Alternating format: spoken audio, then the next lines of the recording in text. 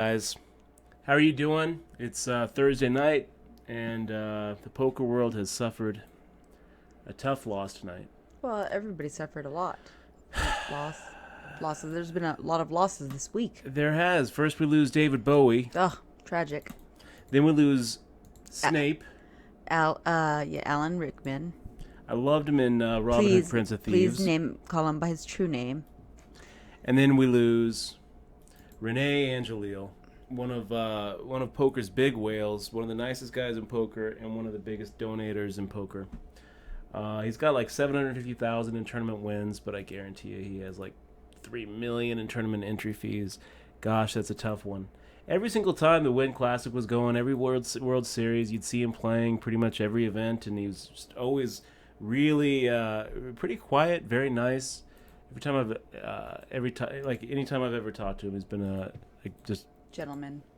quite For the those gentleman. who don't know who that is, that's Celine Dion's husband. Yeah, he owns. I never got a chance to meet him, actually. Did you play with him last year? Did you play yeah. last year during I the mean, series? he's been a staple here in Vegas on the Vegas tournament trail for a decade. Yeah, I think Nolan Dalla wrote a piece on him, actually. Yeah, Let's I'm see. really sorry to see him go. He was a really nice guy, Well, yeah. and he will be missed in the poker world. Guys, how you guys doing? So we're playing something different. We're playing PLO today, and we don't really get a lot of opportunities to play a lot of PLO on the stream. But I know my way around the PLO game. It's a little different, but more than one of the big differences that you're going to see is PLO doesn't have antes. Okay, so it allows you to play just a little bit tighter than you really have to in a no limit hold'em tournament. You've got 4 cards instead of 2. You have to use 2 cards in your hand. So a lot of times, if you're new to PLO, if you don't have a lot of experience at PLO, I mean, a lot of times you're going to see people thinking that they have a straight or thinking that they have a full house. When no, actually you don't, because you have to use 2 in your hand. You can't use 3. You can't use 1.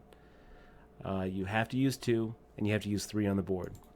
So keep that in mind when when you're trying to decipher your hands early on. I'll tell you, it happens to every pro. From time to time, they misread their own, they misread their hand. So the best thing that you can do is just turn over both of your cards, and or all 4 of your cards. Just turn over your hand. Let the dealer and the players at your table figure it out. I'll tell you, at the Bellagio WPT just this last month, Freddie Deeb was telling a story about how he was sitting behind Lyle Berman in the big game against David Oppenheim. Is it Oppenheim or Oppenheimer? I always miss this. But Lyle Berman was involved in a real big hand against David, where there was 75,000 in the middle, and the board was something like a king jack 2-2 7 or something like that, with like 3 diamonds, and David had made a real big bet, and Lyle called, and David turned over like the nut flush, and Lyle was just kind of tapping the table, and he shows that he had a king and a jack in his hand for top 2 pair. And You're playing Omaha right now? no one's saying anything, but he also had a 2 in his hand that he didn't see, and he didn't even know he had. David Oppenheim is kind of trying to get the dealer to go ahead, and we're going to go ahead and make the call here, guys. David Oppenheim is we could make a raise here, but it's early position. Let's just go ahead and see how it develops. Yeah, I'm playing Omaha. David Oppenheim is kind of like motioning to the dealer to go ahead and muck the hand, and Freddie Deeb is watching, and he realizes right away that Lyle actually has the best hand and doesn't know it, but he's not in the hand, so he doesn't feel really comfortable saying anything. So a deuce 3-8, pocket queens is probably going to be good here. So let's go ahead and fire out a half pot size bet and thin the field a little bit. I think I need oil for my chair. And David isn't going to say anything. It's a 70,000 pot. The dealer doesn't notice. Who notices? Who is the one to finally say, "Hey, hold up, spread the hand, dealer. He's got a full house." Who says it? Turns out that it's Johnny Monette. Johnny Monette And I'm sure that old David was just like fuming, angry.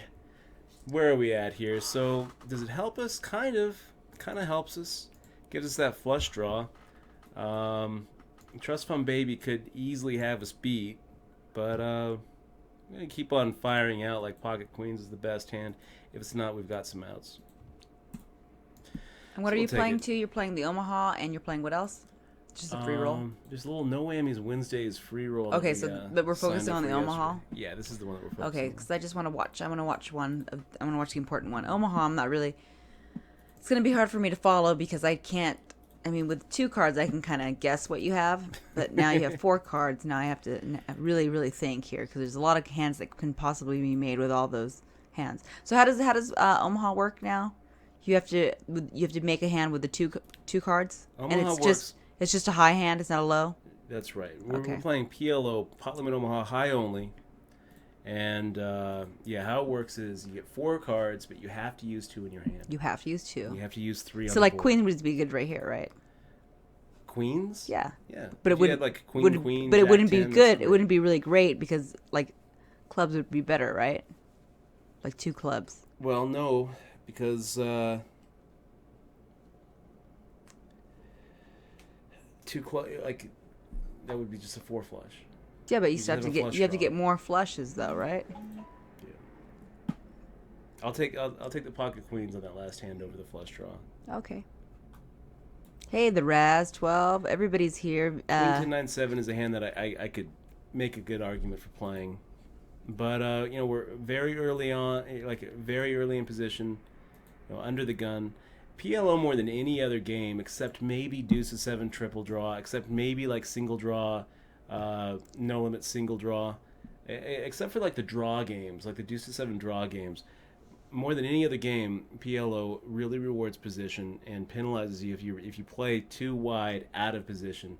These first 3 spots right here, you really need to look for excuses not to play a hand. Once you start getting around here, you should be raising if no one else is in.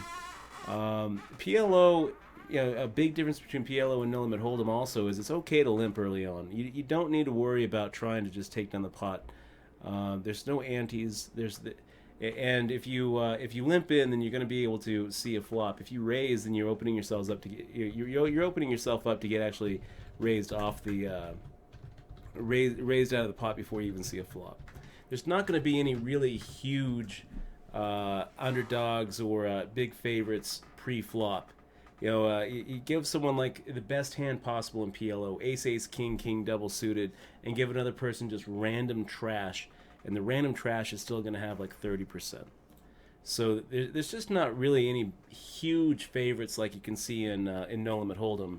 In No Limit Hold'em, you give a guy aces and give another guy ace 7 offsuit, and he's looking pretty much slim to none.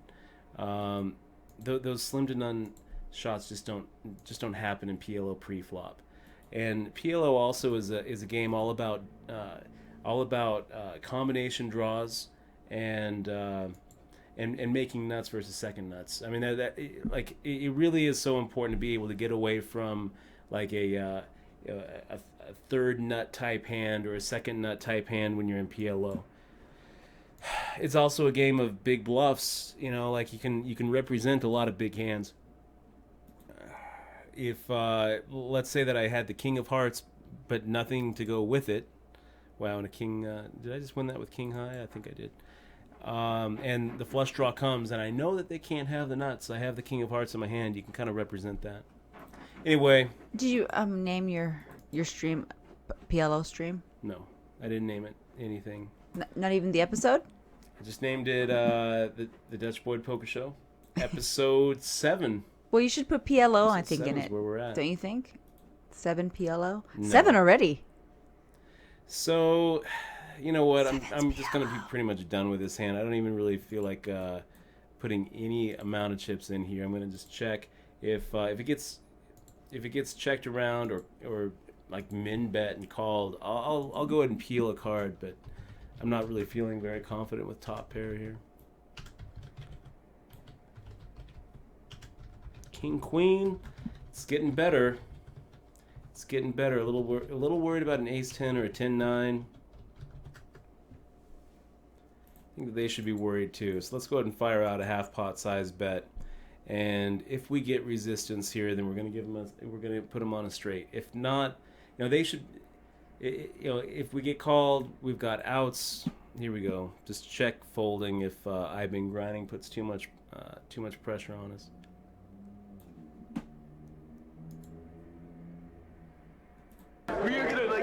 Stephen Rushing, how you doing, man? 5 months in a row. Great to have you here. Wow. So I've been grinding, firing out 480 into a 2560 pot. I just hate it. I don't really see myself folding for, getting 6-1 here. Yeah, nice hand there. I've been grinding, just sucking the tiniest little value out of us. And I don't really... it was a good value bet, really. I don't really think that I'm paying off much more than, 480 there. Nice hand there. I've been grinding.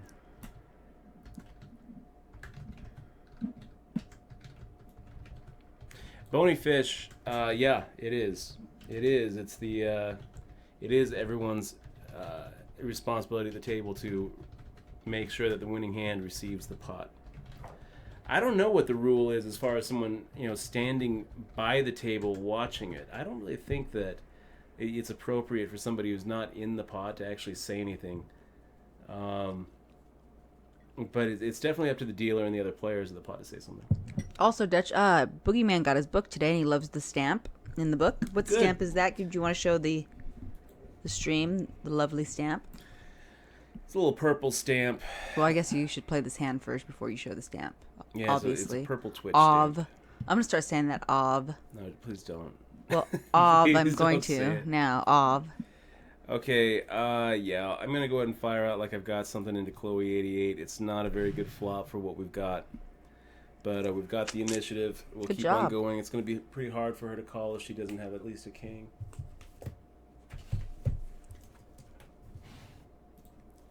And we got the King Jack 4-5. So hey, VDon2114 asking about those Blue Shark Optics glasses. I should be wearing those. Michelle's wearing hers. They do help. I went to an eye doctor yesterday, and I actually asked my eye doctor about it, and he recommended that we do all that we can to stop that blue light, actually. And I told him about the Flex. I think it's Flex. I forgot what it was, and we should download that. Yeah. Is it Flex, guys? It's Flex, right? I still haven't gotten around to downloading that because it's, it's free software that I know nothing about. But yeah, he says that in the future they're going to have, or Flux, they're going to probably have contacts. They don't have it yet. Yeah, it's Flux. F.lux, Dutch. Hey, no tilt here. I just read your tilt story. Nothing worse than girlfriend tilt. Sorry to hear it, man.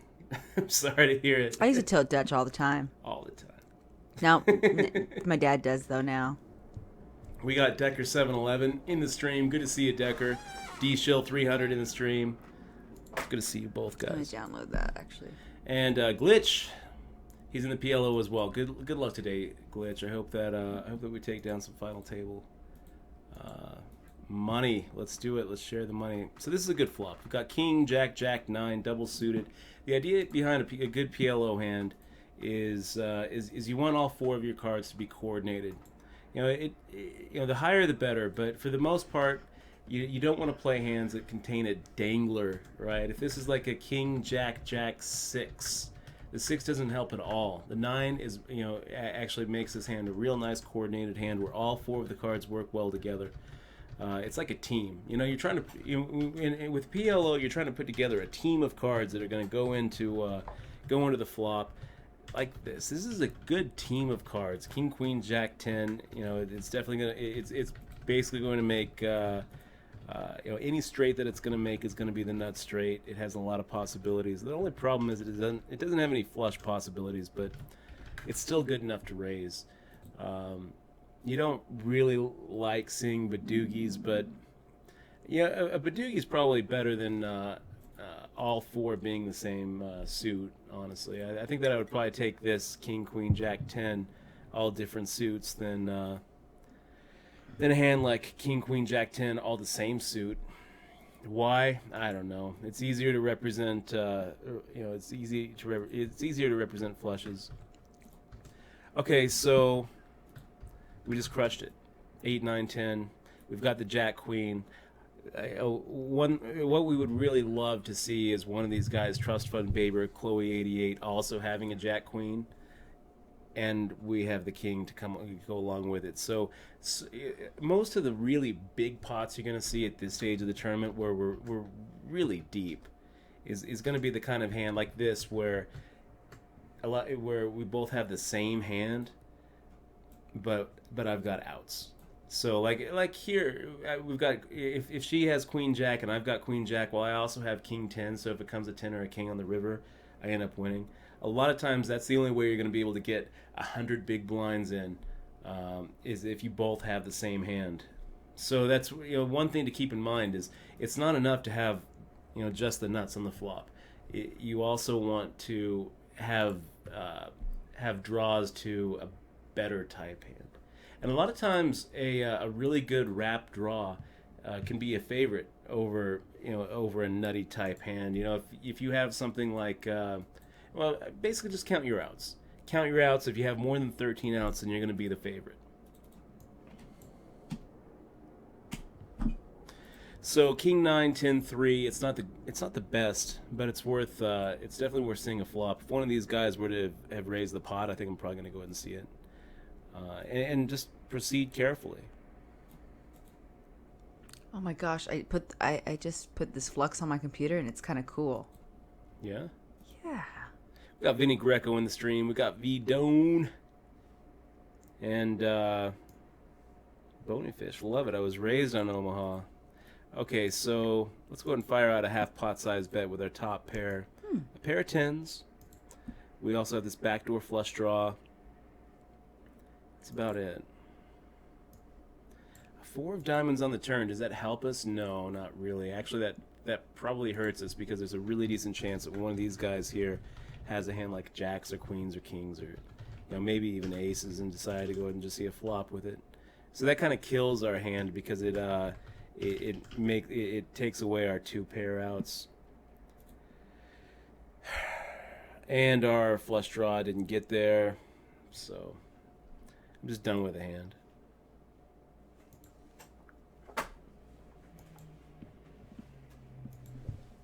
It made my screen orange. Yeah. Because it's supposed to simulate the sunset. JPB16 in the stream. Good to see you, man. And 408 Shaytak saying, Dutch, you lost some weight. I can see it in your face. Thank you, Shaytak. Thank you very much. I'm starving him, guys. He is not allowed to eat. I lost it in my face and gained it in my belly. No, we need to. You know what it is? It's that Fitbit, Dutch. You've been stepping. Today you got 10,000 steps in, right? I did, yeah. And I didn't even put mine on today. 11,095 today. Wow, amazing. And Rick the Hack, good to see you. We got Nikki 2 cards in the stream. Always a pleasure to see you, Nick. Nikki, I just sent you an email about the prize redemption. Pretty much have everybody emailed that I needed to email, getting size information, and just locking everything in. So yeah, pretty much anytime you have aces pre-flop, it's a good starting hand, but it's not a great starting hand. You don't have to go broke with aces pre-flop in PLO. When you're in position, you want to play it pretty hard. In a spot like this, though, you got Randy G06. I can either raise the pot here, and I would be fine with getting more money in against Randy G06, given that I have a flush draw, given that I have these a king and a 3, which give me some outs if we both have aces. Or I can call and see a flop. This kind of hand, I think, is going to be better just to pot it up. If I get called by Randy G, I wouldn't have expected that. I wouldn't have expected Dahani to call right there. That is going to open up Randy to maybe make another raise. Instead, he just decides to call behind, and now I'm kind of in this weird spot where am I going to assume my aces are good? Yeah, I do. Let's go ahead and try something a little tricky here. I'm going to go ahead and check to Dhani, let him fire out a bet, and put Randy in kind of an awkward spot where he could get squeezed out of the pot if he calls.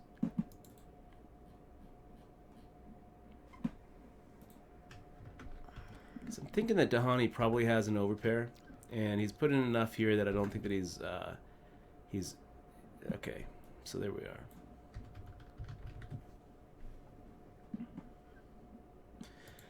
Ace Jack 9-7, no overpair, but he did have the gut shot straight draw and the flush draw. I'm gonna go ahead and say that we're probably a pretty big favorite on that flop. He's got what, 9? Well, maybe not. It's gonna be close. It's not gonna be a big favorite. It's gonna be close. But I'm actually pretty surprised that he would put in as much of a stack in pre-flop. I think that if he's gonna, he probably should have folded that pre-flop to Hani. Instead, he decided to make the call. Got a flush draw. Got the gut shot straight draw there, and then got there. Yeah.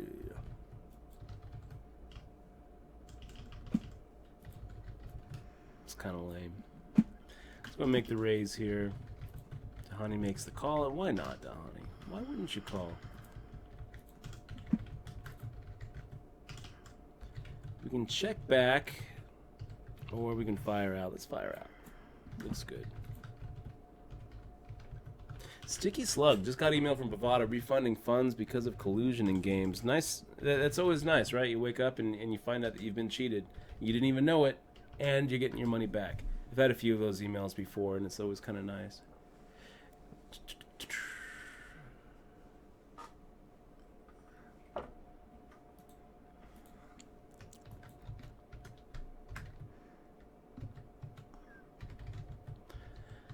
Okay, a 4-6-7 jack. No, I'm not gonna play it. I'm gonna go and make that fold.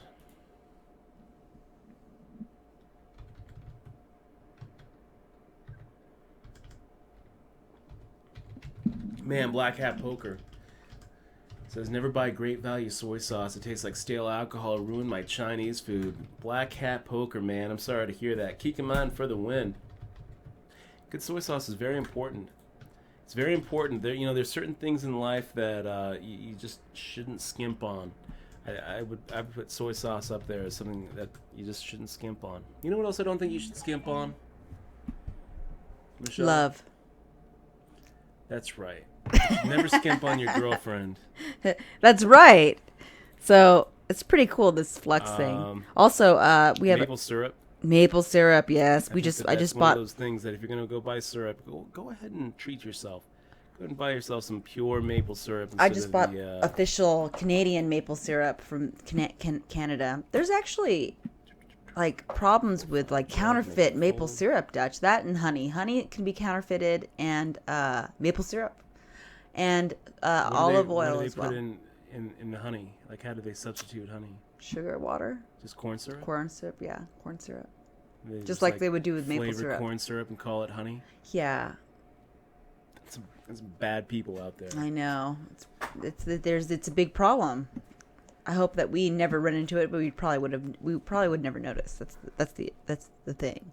But same with olive oil. Olive oil has big issues with counterfeit or not quality olive oil as well. There was a whole NPR about it. About a whole like how to find, maybe it was an NPR, but there was an article about how to find the best olive oil. Okay, guys, let's run some let's crunch some odds here. Go into the trusty Omaha odds calculator on cardplayer.com. I want to take a look and see what exactly we're looking at with that ace king 3 versus the ace jack 9-7 of our opponent. So what did we have? We had the ace of diamonds. We had the Sweet chair. Ace of diamonds, ace of clubs, and we had the king of spades, 3 of spades. And our villain, Dhani, had an ace of hearts, jack of hearts, 9 of hearts, 7 of clubs.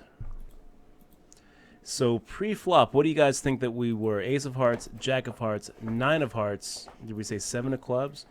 Think about it for a second. We're gonna pop that seven, then we're gonna see. As soon as we pop it in, it's gonna show us the pre-flop equities. You know, on the surface, it looks like we're doing pretty good. The fact that he's got three hearts instead of just two really hurts his hand. Well, not really hurts his hand, but it does make it less likely that he can hit his flush. Now instead of 11 hearts that he's going for 10. It does change it. How much does it change it? We'll find out. I'm gonna say that with Ace Ace King 3 against an Ace Jack 9 7, I think that he's probably looking at less than 40%. I think that this is actually going to be one of those matchups that are about as good as it's going to get pre-flop. I'm going to say he's going to be about 37, and we're going to be about 62. So let's pop it in. 7 of clubs. 34 to 65. So that's pretty good. That's about as good as it gets. So then the flop came out and evened it up pretty good. 6 4 5, 6 of hearts, 4 of hearts, 5 of spades is what we were looking at. 6 of hearts, 4 of hearts, 5 of spades. And what do we think he is now? Well, he's got the flush draw, but he only has, since he has 3 of those hearts in his hand, he has fewer outs. So that's going to be about 32, 33% instead of the 37%. And then he also has those 3 outs for the straight. Notice when I put that 5 out, the 3 doesn't give him doesn't give it to him because he has to use 2 cards. So if the 3 comes out and he has 3, 4, 5, 6, 7, that doesn't count as a straight in PLO. Okay, 7 7. Let's pop it in. 5 of spades, and I'm going to say that at that point he's going to be at about a 42%, and we're looking at maybe 58%. That's what I think. 48-51. So I was quite a bit wrong there. So 11 outs twice. I'm not really seeing. I guess maybe there's some backdoor draws that I'm not really seeing there.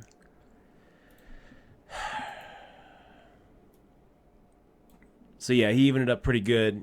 We were still slightly ahead. And there it is, PLO.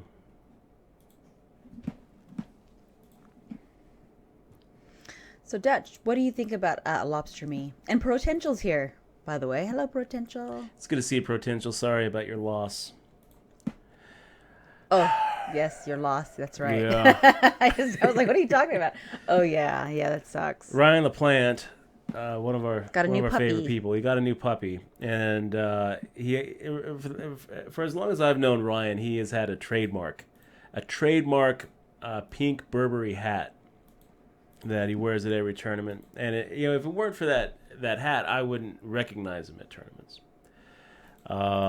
It really is that hat where it's like you would recognize him, but I recognize that hat anywhere. You can find him without that hat. Sure. He's just another grinder, So he got a new puppy, and the puppy decided to eat the hat. And do we have a picture? Do you have a link to that picture? We could it's show. On Facebook. Yeah, I do. I can whisper it to you. I feel so bad. Why don't I whisper it to you, and you can show it on stream this way? Yeah, I think that sounds good. Let me see if I can find it.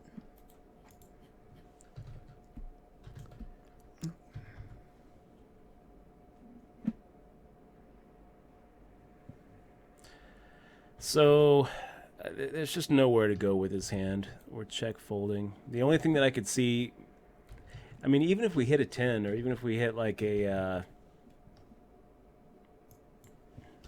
there's nowhere to go with it. Just making the fold.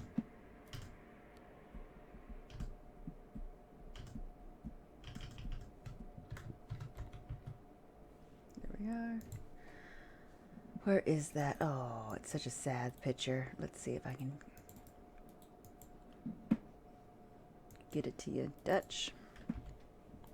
And we're on a break, so if you got it, I'm gonna. Right now. Sending it your way. Okay. Oh, so sad. So a moment of silence. A moment of silence. We'll be right back.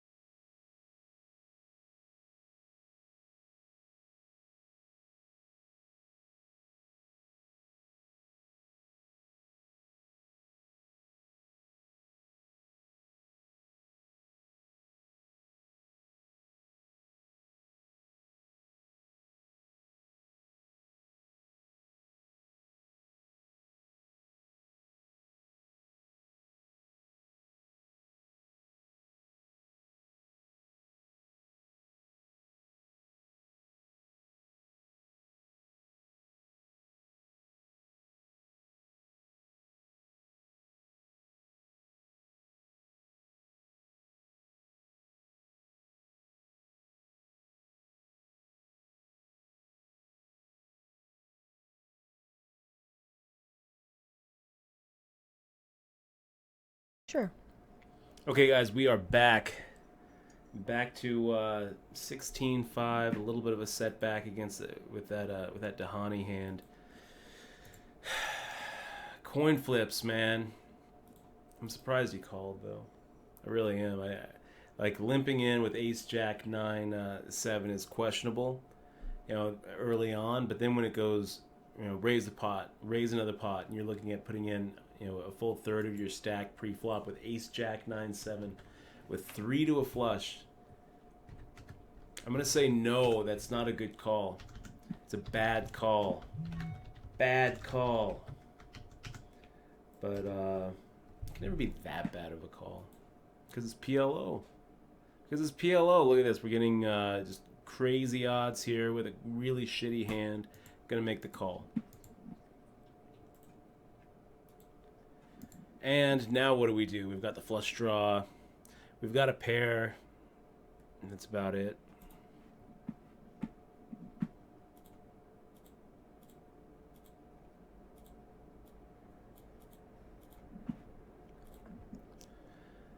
Now it's starting to shape up. Starting to shape up.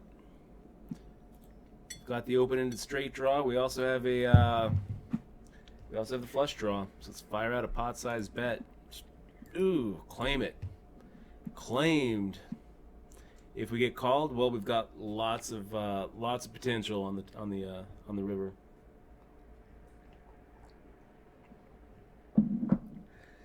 But no real potential to get a stack, because if we fire out a bet on the river and get called, then there's a pretty decent chance we're gonna lose. Okay, so Randy making the raise, Lindley Lou making the call. We're on the button. We can play pretty wide in position. We actually have some sort of hand where it plays decently well post flop. So let's go ahead and see one.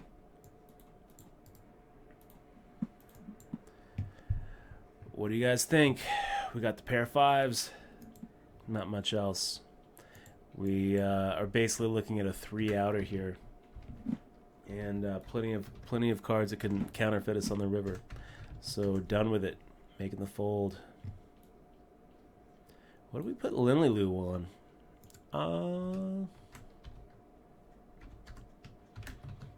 Maybe a set of 9s. Maybe some sort of combo draw, like a Jack 10 of clubs, or like an Ace 10 of clubs, something like that.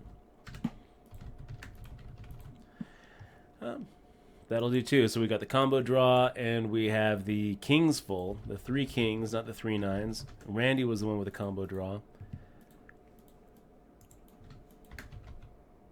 Gets there on the turn. Resuck on the river.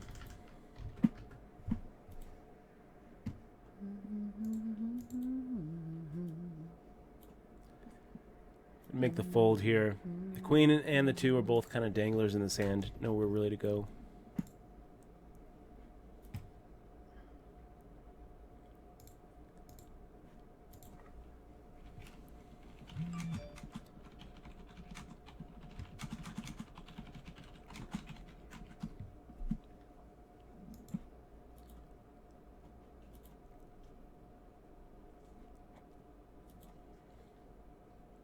E. James 5, man. Vegas is going to welcome you. Okay, so he's not here yet. Ah, cool. We were all worried about you. We thought you were in Vegas last week, and everyone was asking about you, E. They James. were. They were like, hey. Has anybody seen where he's at? I think all the hookers okay? got him. I think he got rolled in Vegas.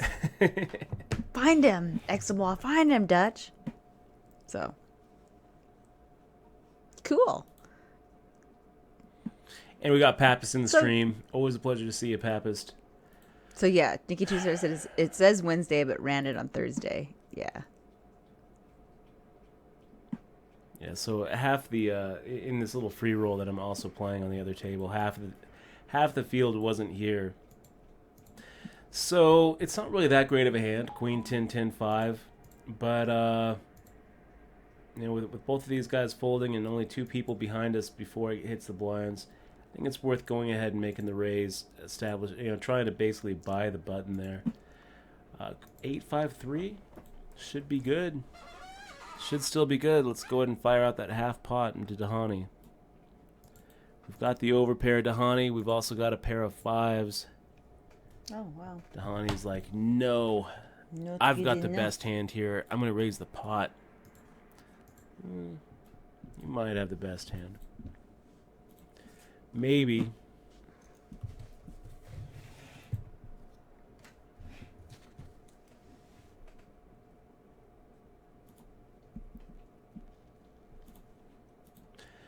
I'm going to go make the fold. Always feels wrong to fold.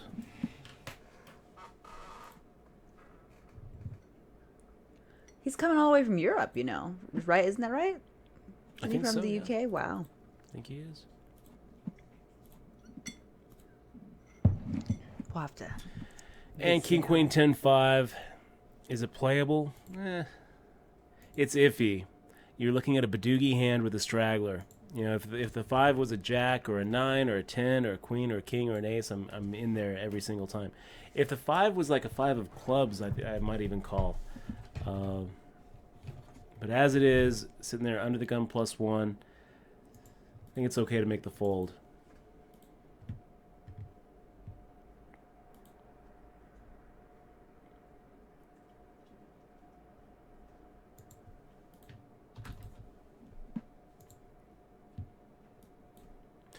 Ace 10 deuce 6. He got that 6 of spades kind of giving us trouble here. But yeah, good enough. We'll go ahead and see. We'll make the bet. Make the pre-flop open here.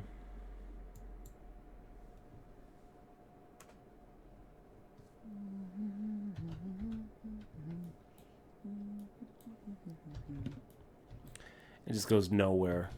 That hand went nowhere fast, making the check fold.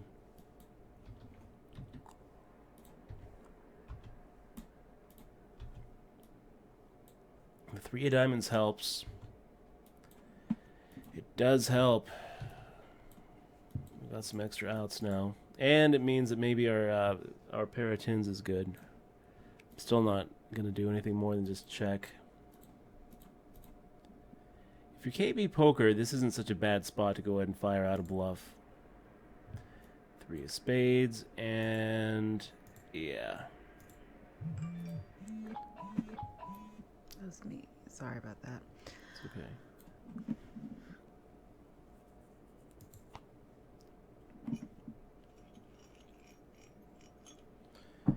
So KB Poker, I think that if everyone checks to you, it's probably best to go ahead and try to get a little bit of value with that flush draw that got there. Instead, he just checks back and takes it. Nice hand. And we were up against jacks. We were up against queens. It really is a PLO really is a game of making the nuts. Fish sticks, making the raise. If I make the call here, I think I get called from Dahani. I think I get called from Fear the Beard. So, are we getting the right odds to make the call and go for what? Going for a set of 5s or a flush? That's pretty much what we'd be going for. We can. Getting somewhere around 6-1, just making the call. So let's do it. Let's make the call, see what Dahani, see what Fear the Beard decide to do. But got to be a little bit careful if we do hit that set of 5s. I don't really think that I want to just put everything in there. If we'll just see where it goes. So 10-7-2, not really that great of a flop for us. We're making the check. Check folding. Yeah.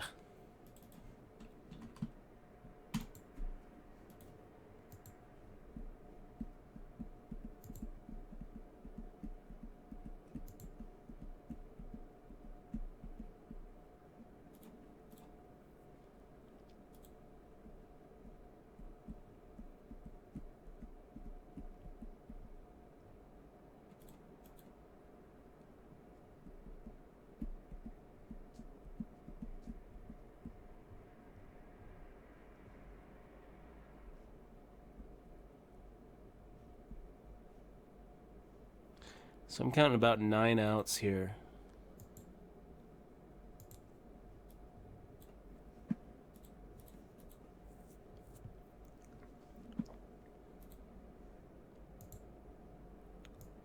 So E. James talking about where to play. Definitely try Bellagio, Caesars, Orleans is great. I would also check out the Aria. It's a nice room. I think the Wynn might be having a pretty nice tournament right about now too. So check out the Wynn. Making the fold here with a King 6-5-2. We got fish sticks making a pot size raise. I like that raise, fish sticks. establishing yourself as a pre-flop aggressor. You've got position on all these guys. You're buying the button. Seems like a good raise. And Dahani, man, just way too wide open here. Way too wide open. Having twice as many cards in your hand doesn't mean you get to play twice as many pots. It actually means that it's less likely that you start with a premium hand.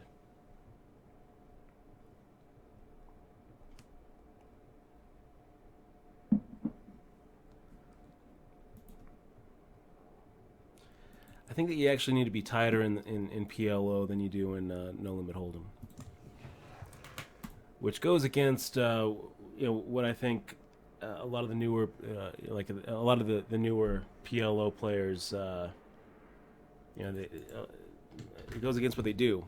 They end up taking a lot more pots, taking a lot more flops off than I think that they should. So this is a pretty good hand. Deuce 4-4-6. It's all coordinated. You got the double suited. You got the pair of fours. If it's folded to us, we're going to go ahead and make the raise. If Lily Lou raises, we'll go ahead and make the call. We could even maybe just re-raise here. I kind of like re-raising. Let's do that. Let's do a little re-raise. I don't really want to get my whole stack in pre-flop.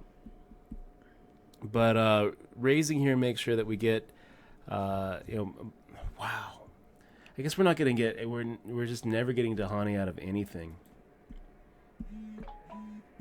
I just don't understand how this guy calls a quarter of his stack here. It makes it so much harder to do anything post-flop. So, yeah, just check back and give up. Ugh.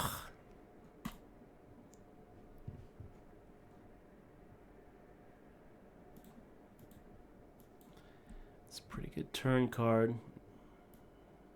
Checking back. Yeah, just done.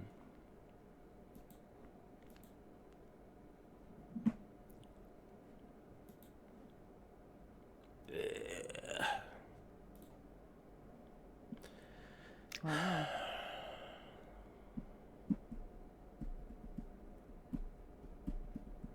It's not such a bad call in the big blind. I mean, ace, queen, queen, 3. It's not so bad.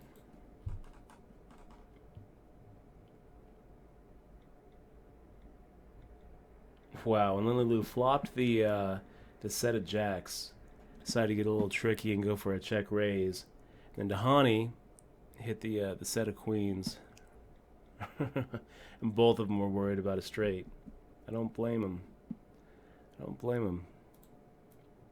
We could have put a little bit of a hurt on him with the clubs there. And Dahani's saving us from a pretty big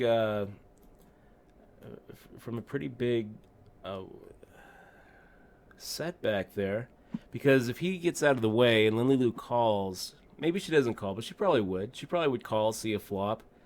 I mean, the flop coming out King Jack 2 with the pre-flop aggression. I think I'm gonna go ahead and fire out a c-bet there against Lily Lou, and it's going to backfire.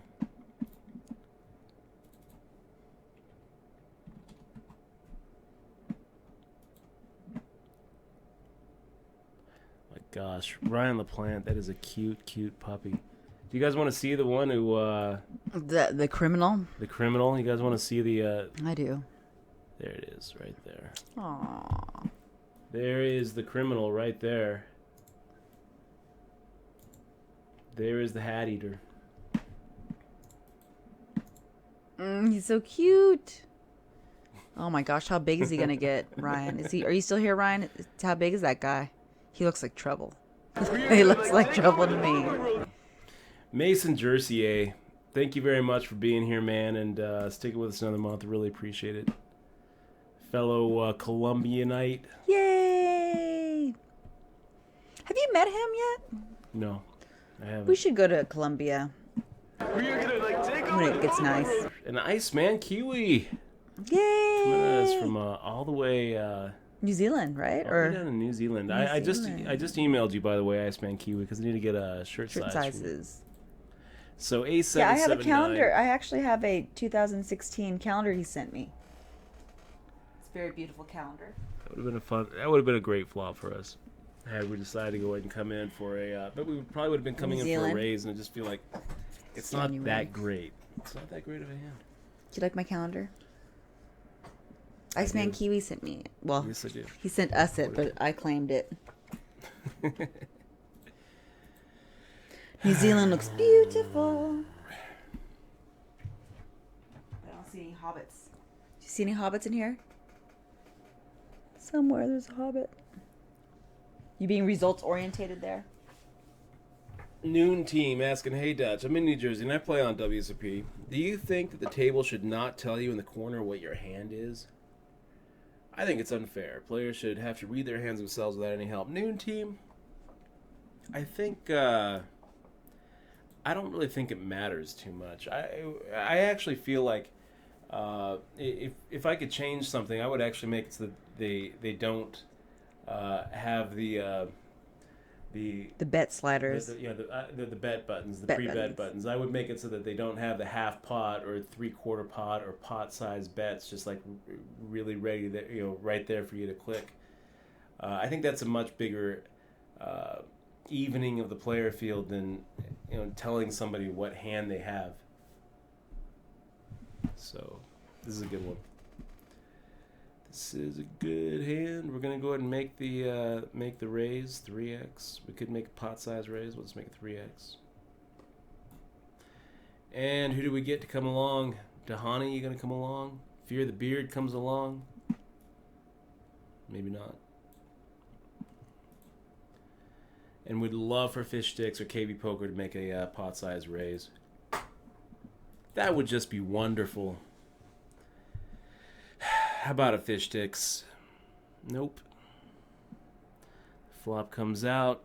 4, 5, 7. We do have the Ace of Diamonds. We can represent. The nut flush.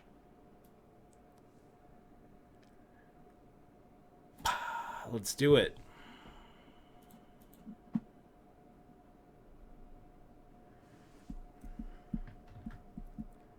We get through, and Fish Sticks on this kind of flop. Fish Sticks, he could push us off the hand. He can represent, a range of big blind defense hands that fit right in with that flop. Instead, he makes the fold. I'm pretty happy with that. I'll take it. The aces were probably the best hand. But pretty unlikely they'd stay the best hand.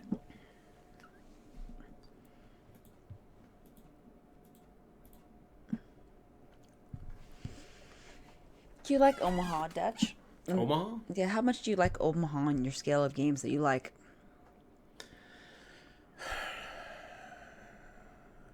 Yeah, I like Omaha. One thing I really like about Omaha is there's a lot less information out there about it. So the big Omaha dogs are pretty bad. I think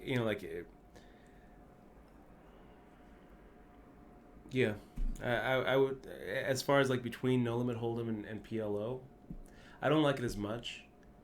I think that PLO is a little bit more dependent on hitting flops and winning showdowns than No Limit Hold'em. I mean, let's just take a look, guys. If we look at the hand history here, right? Let me maximize this. And we go through, so we've got that one actually hitting, seeing a showdown.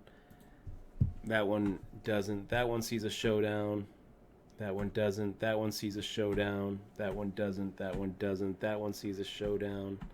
That one doesn't. That one doesn't. That one doesn't. So I mean, like we're hitting we're going at about a third of hands actually going to showdown, which once at the same type of stage in a tournament, in like a No Limit Hold'em tournament, it would be a lot more like 1 in 5, maybe 1 in 6 going to showdown. So you're a little bit more tied to your hand strength, but the fact that you can get into situations like this where someone's gonna have like trip eights and just put way too much money in, with like an 8-7 as opposed to like an ace-8. The fact that you can get people to play out of position with less than premium hands. I mean, it seems to me like the edge is going to be bigger in PLO, but the swings are bigger. You have less control over your stack in PLO than you do in no limit hold'em.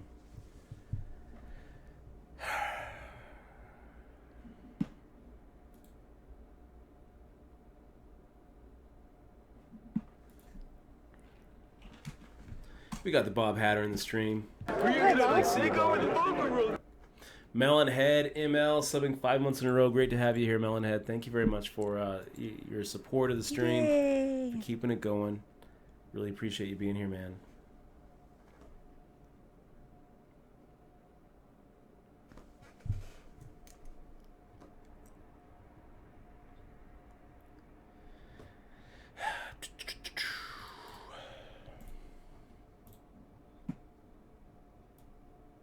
So KB Poker making a raise. Fear the Beard raising first. KB Poker making the raise. This is a tough one, you guys. I mean, one of the problems is if I make the call, it kind of opens up Fear the Beard to put a little squeeze on us. But let's do it. Let's go ahead and make the call. Ace Queen 10-5 is good enough. And if we can see a flop cheaply, then it's pretty good. Not a bad spot. It's pretty much the same as Dahani had against us. And we might be up against a Jack 10. So Mason Jersier says a comment about DFS saying that New York was going to make it legal. Hold on for a second. This is a tough one, you guys. We've got the nut flush draw. We've got the gut shot straight draw. This is pretty much exactly the spot that Dahani was in. So if we're up against like a Jack 10, I think that we're probably looking at like a 48-52.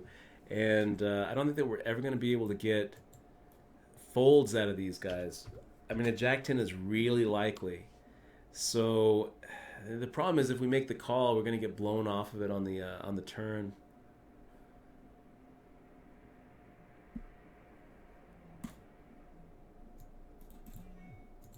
Yeah, here it comes.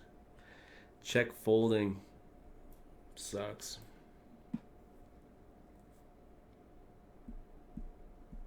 Maybe not. The 8 of hearts actually might have given us a free shot. Because now the Jack 10 is worried about a full house.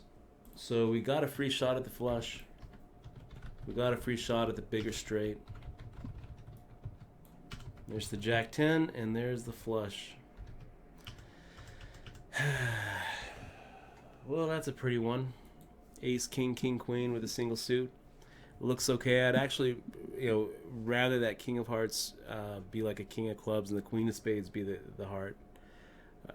Having someone, having the possibility that someone can make the second nut flush adds some value. But this is a pretty good starting hand, and I think it's good enough that we should just pot it up. Go ahead and isolate. I don't. We got our old friend Dahani, under the gun. I don't think that he's actually folding. Maybe if he calls, KB Poker might put the squeeze on, and we've got a fine hand here. I'm not that worried about KB Poker having aces. Not that worried.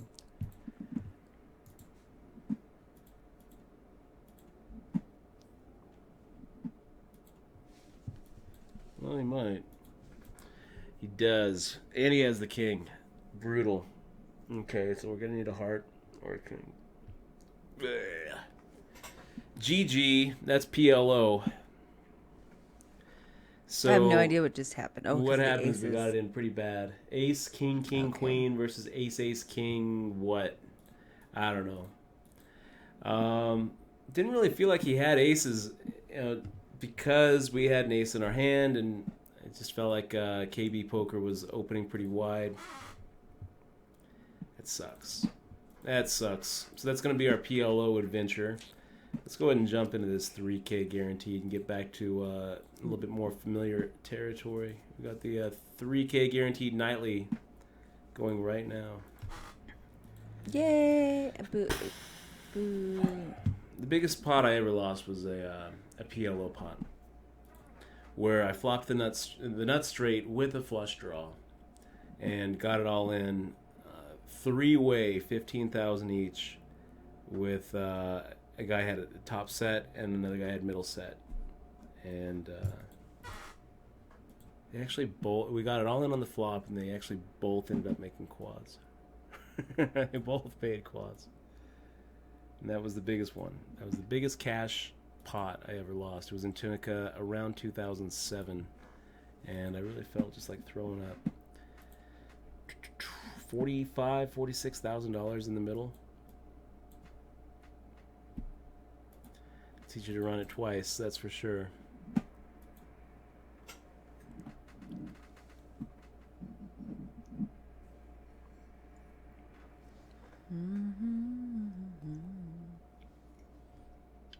I remember too, there was this real big kid who was playing with this. He was huge. And he had this little satchel of money. I think that he was I think it was a bookie. He came down and he had this this like little like side bag that he was toting around, and it was just full of $100 bills. And he had like 20,000 on the table, and I had maybe like 10 at this point. And he straddled. It was a Mississippi straddle. I had come in, and I came in with like an 8-8-6-4. And the flop came Queen 8-8. So I actually hit my quads, and I loved my hand. And he fired out like a pot-sized bet, and I repotted it. And then he repotted it, and I was like, oh wow, I'm gonna just beat him. I think that he either has an overpair and he's not going to get away from it, or he's got much more likely queens full. I think he's got queens full, and I think that he's going to pay me off. So I was like, okay, I'm going to go the rest of the way. And I potted it again, and he folded his queens up. He actually showed his pocket queens and folded, and I was like, oh my gosh, how does he get away from that? It's like, oh well, he's putting me on exactly what I've got, and that was a pretty big mistake. That was probably a $10,000 mistake, not calling, because I put him on what he had, and I just didn't think that he would ever find the fold. He did find the fold, and I was sick about it. I couldn't believe it. Like, why can't I have Queen 8 there? Well, because if I had Queen 8, I wouldn't put in the fourth pot size bet, and that's why. It was a really good fold. It was one of the best folds I've seen in my poker career, and unfortunately it was against me when I had quads. So it was a little bit humbling. Made me think about some things for sure. We got Chinch Dog in the stream. Good to see you, man. So yeah, Mason Jersey talking about that FanDuel DraftKings appeal. So basically, what does it do? They were granted an injunction to stay open while they appeal a judgment at the district court. Yeah. So the district court said, "Look, you guys lose. You guys are gambling. You guys are violating a New York law, and I know that you're going to appeal this, but while you're appealing it, it doesn't matter. You got to shut down." But then they had another something saying that they can come back in. Well, while they're appealing the district court ruling, they want to be able to still operate. And they're like, well, we should be able to still operate while we appeal this. I think that's what was going on. Yeah, I don't know. I'm reading an NPR thing about it right now. Do you want the NPR thing, Bob? The Bob Hatter put it on. Let's see. Appeals court lets FanDuel DraftKings operate in New York City for now. So we just have to see. That was a while ago, though. This isn't a recent news thing. This was December 11th, so it's been a month. So it's not recent news. Looks like it's all a month ago. So I don't know what's going on with that whole scenario. Huh. The news. Let's see. Today. Oh, here's one today. Granted stay. Okay, I guess today was the stay. Today was they were granted it, and they were permitted. Does it mean anything? No, it doesn't really mean anything. Yeah. Because it doesn't have anything to do with the merits of the case. It doesn't have anything to do with what the judge is going to say or like how it's going to like whether it's going to agree with the district court or not. But what it is saying is, look, there could be irreparable harm here. We could end up winning this appeal and still losing because we're not going to be able to. I see. We're not going to be able to operate in New York. We're going to lose all of our market share. And so the judge was like, okay, you know what? We're going to go ahead and let you keep on operating while we figure out if you're legal or not.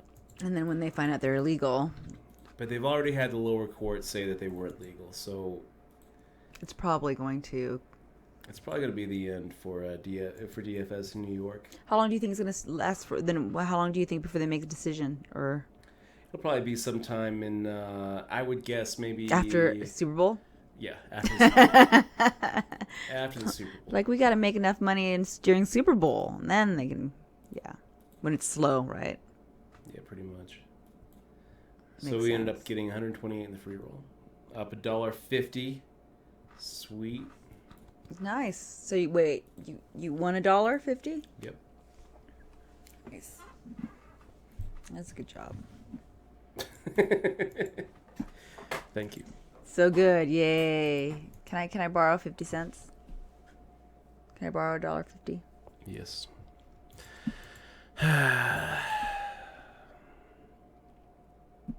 Wish that Winter Festival went a little bit better.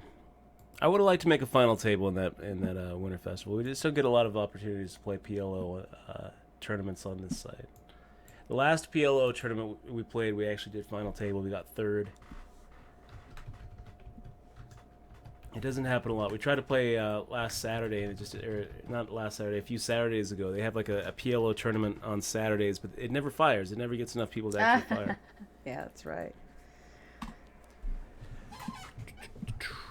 So we've got Shoe Gal open limping under the gun +1. We'd be making it 3x, but since Shoe Gal open limped, we're going to go ahead and make it 4x here.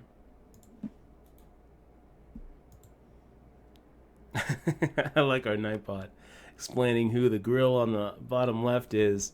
That's Examor. See the fact below. So that is a pretty lame flop for Pocket Kings. Ace, Queen, 3, all spades, and we don't even have the spade.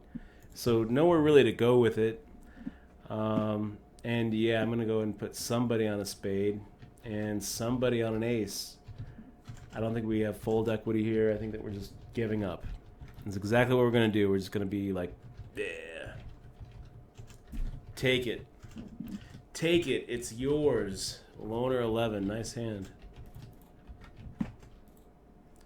Hi, White Mike 46. I'm the grill. Take it. It's yours. I'm not paying really that much attention to Dutch because he's playing PLO, and I really don't know much about PLO. So.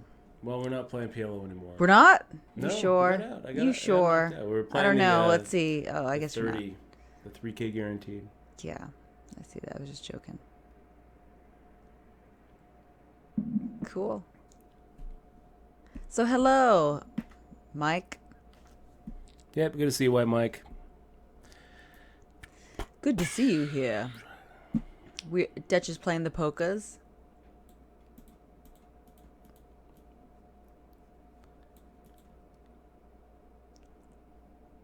Quietly.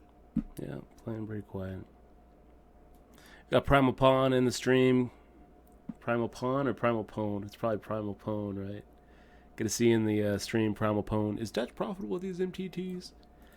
Yeah, but you can't be that profitable in $30 tournaments. But yeah, we haven't had to deposit since the first week we started. It's been a year streaming on Twitch.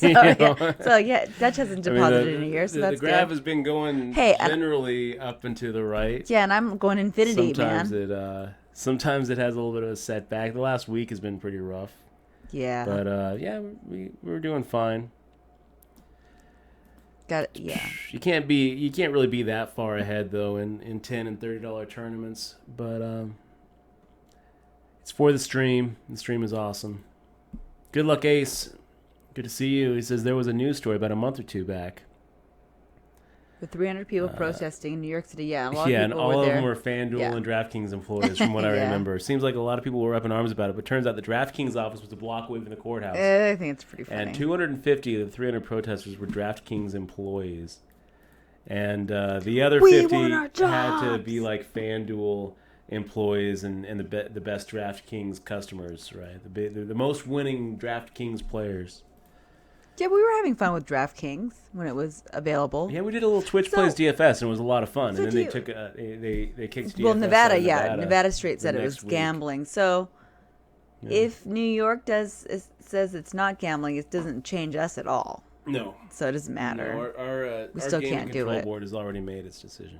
Yeah, and that's a pretty big decision for the whole situation. I'll tell you guys, if you haven't checked out that Colbert report talking about DFS, oh man, it was funny. It's definitely worth checking out on YouTube. Just YouTube. It wasn't Colbert. It wasn't Colbert report. It was, What was the the, Daily Show. Or it was John Oliver, right? What did John Oliver say? Yeah, it was John Oliver. We've been It was watching the- a it lot of was John. John We Oliver. need It to we wasn't- need to binge on John It Oliver. wasn't Colbert. It was Because John Oliver is actually pretty amazing. He was great. Yeah, like where did he come from? Right? He's amazing. He's been So doing some Lorna really making great an stuff. under the gun raise. He's supposed to have a pretty tight range here. I could make a shove it. I think I'm going to just set mine.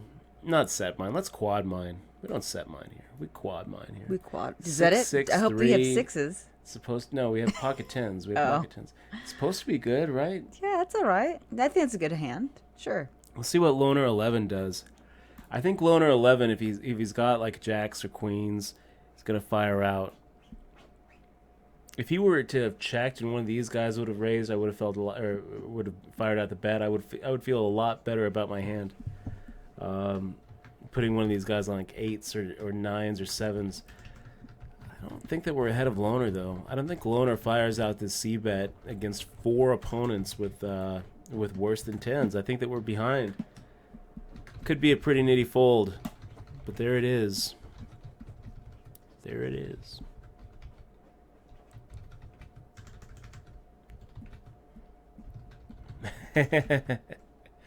Flop, good to see you here in the stream. Welcome to Twitch.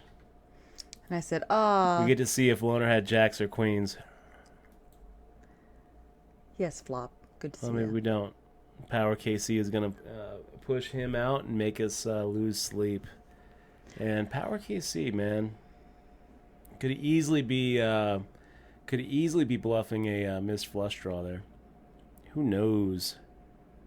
And Daniel Inferno's here. He is a truck fan. He says, "Hello, mother truckers, What's up, Yes, Daniel all Inferno? you, Good to see you in the stream. truck drivers." That makes me want to play that game, Truck Simulator. Euro. I was playing it. Simulator It's 2. actually pretty fun. I was like driving in Europe. I was like, "Wow, this is how it's like." E. James, tell me, is that how it's like? W Sourbeer plays that all the time on his W. stream. Is he here? Oh, I wanted I to don't know. know. Where's W. Sourbeer from? I'm not sure. He's from here in the In U.S. U.S. Okay, I was But gonna ask. I think every Saturday he spends hours and hours. All on you do, his, you make money like on delivering. his truck drive. Yeah, it's truck like- driving career. It's right? different. His I virtual was truck like, driving wow, career. I think I'm gonna save this game. And I like when you hit a car, it deducts from your payload or whatever Oh, the yeah? money you make. Yeah, so you can like wreck everything. And when you hit a sign, it's I was getting pretty frustrated, so I hit a bus and it just charged me money. Oh, other it's news. pretty In unrealistic. other news, we already talked about it. We already talked about the Vegas Moneymakers, right? Chris Moneymaker's yeah, team yeah. in the GPL. Well, the other team leaders have been announced. There's going to be what is it? 16 teams altogether, I think. And here in the U.S., we have four cities with teams. We have Las Vegas with the Vegas Moneymakers, led by Chris Moneymaker. We have the L.A. Sunset, which is led You by read on it. You got the email and did you That's read? right. Oh, is that what we're? Yeah. Maria Ho. For some reason, in my head, in I charge just of that stopped. one. I just stopped listening. But really, she had a league. Yeah, she's in charge of. She's a team manager for the What are they called? L.A. Sunset. Oh, Sunset. The Sunset. Okay. Is it sunsets or sunset? Sunsets. I would think it would be like plural, Should right? be The sun LA quads. Sunsets. They should say sun quads instead of sunsets. You got San Francisco has a team. Faraz Jaka is. Are they the team manager Breads? there? I don't know what they are. Bread. San Francisco, Francisco bread. breads. Like money. Like, got some bread. Let me go ahead and take a look and see. Yeah, let's find out. Before I look, though, what I can remember, like, off of memory, you also have New York, led by Bryn Kinney. Look at that. We got Chris Maud. 9 months in a row. Chris Maud, 9 great months. to see you here. It's like we had a baby. Congratulations. What are we going to name it? We're going to name it Chris. Chris. Castor Maud, making our the baby. raise. I'm going to go ahead and get out of his way. Nice hand there, We should have a Castor. little baby emote. So that is it for the U.S. teams. New York, Vegas, L.A., and San Francisco. And then you got Montreal. I don't I would remember think who's there would be leading the more Montreal team. more on the East Coast, no? There's not, though, huh? No. Oh, look, thank you, Bob, for putting that up. You got Berlin, led by Philip Grusom. You've got, I think Hong Kong has a team. And you got Rome having a team.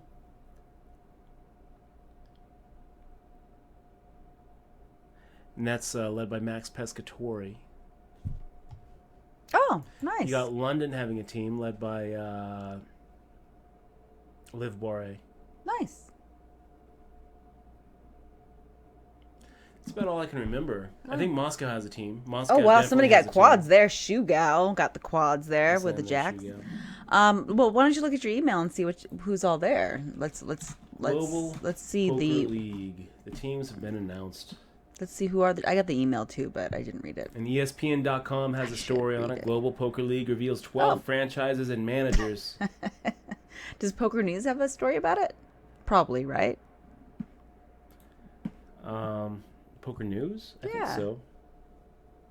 So draft day is gonna happen February 25th at the SLS Hotel. We're gonna be there. February We're gonna be 25th. watching. Wait, I have to put it on my thing. February 25th. Got the tickets for that. We're gonna be going to. We did get. Yeah. We got We're in for tickets. that one. Oh, cool. Yeah, reached out to Alex Dreyfus and said, "Hey, can we?" I will go be to that taking lots conference of in the pictures. draft. Not actually eligible to be drafted. Did I get drunk last year? I think we both got kind of drunk at that dinner. I know you That's did. the truth. I don't remember. And then I think we're gonna stick around L.A. for another day and, well, hopefully for the whole week and play that LAPC main event. The 10K WPT that next LAPC day. is that week, huh? Yep, the 10K starts the next day, on February 26th. So they're gonna be drafting Wait, their teams. February 26th or February 27th? When are we going to be there? 25th 25th. Oh, I put it in 27th. on for. Oh, that's my dad's hopefully- birthday. 27th. SLS. They're gonna be doing the draft live here on Twitch, so check that out. Yeah, I'm not in the top 1,000 of the GPI. You're like, what are you, 1,300? Maybe 1,100. 1,100, 1,300? I don't really see 2,000. that changing either because we're not going to really be playing any big tournaments between now and February 25th. Between now and draft day. Yeah, I hope that the GPL just changes poker for the better. I really hope that it does well. Definitely supporting it, and we'll be watching. We're looking forward to closely. see what happens with that whole Make the folder situation. I'm interested to see what happens, how it unfolds. You know, hopefully it does become some big to-do. So let's take a look. Let's put it up on the stream. We'll just go through. You guys can see the logos and everything. It's kind of cool. It's kind of cool. Here Is is it? the full list of teams. I haven't seen the logos, so I can't. Is it on, did it come in our emails? Came in mine. Well, I probably did. But then. this is from the ESPN story. This is from Oh, ESPN.com. I can just get the ESPN.com, then I'll just do So that. the Berlin Bears manager Philip Grusom, the Hong Kong Stars Selena Lin, Maria Ho is the LA Sunset, Chris Moneymaker with the Las Vegas Moneymakers, Liv Boire with the London Royals, and shoot, 3-1 with a Jack 10 suited. I'll make the fold. Marc Andre, I don't know who that is. Montreal Nationals. Moscow Wolverines. And then you got the New York Rounders by Bryn Kinney. Paris Aviators with Fabrice Soulier. Max Pescatori leading the Rome Emperors. The Sao Paulo Metropolitans led by Andre Akari. And then San Francisco Rush is what they're called. That's a The pretty Rush. good name for the San Francisco team. San Francisco Rush. I like that Rush because The there was a Rush. drug for San Francisco. It's called Rush. Actually, it's That's for. Have you ever tried Rush? I've actually tried Rush. No. Have I tried Rush? There's a San Francisco drug called Rush for gay guys. A drug? Yeah, it's called Rush. What are you talking about? Like, It's a drug. It's like a shot. It's kind of like Spanish fly. It's called Rush. you're asking me if I've ever tried that? Yeah. No, I've never tried that. I have no idea what you're talking about. But it's like a Spanish fly. One of my gay friends.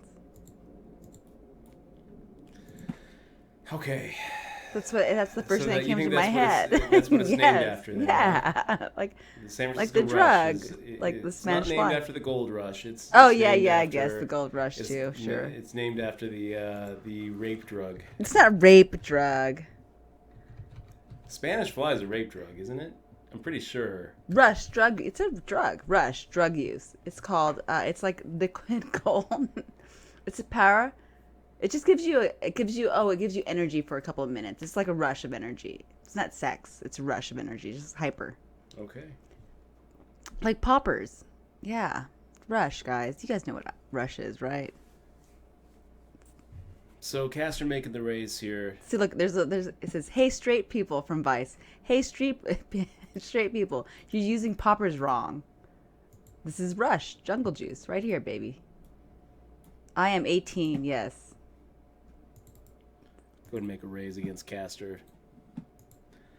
And See, now we're you gonna can be in the hover know, over this Dutch. rebuy. You can be in the know. I'll link you to the story. Thank you.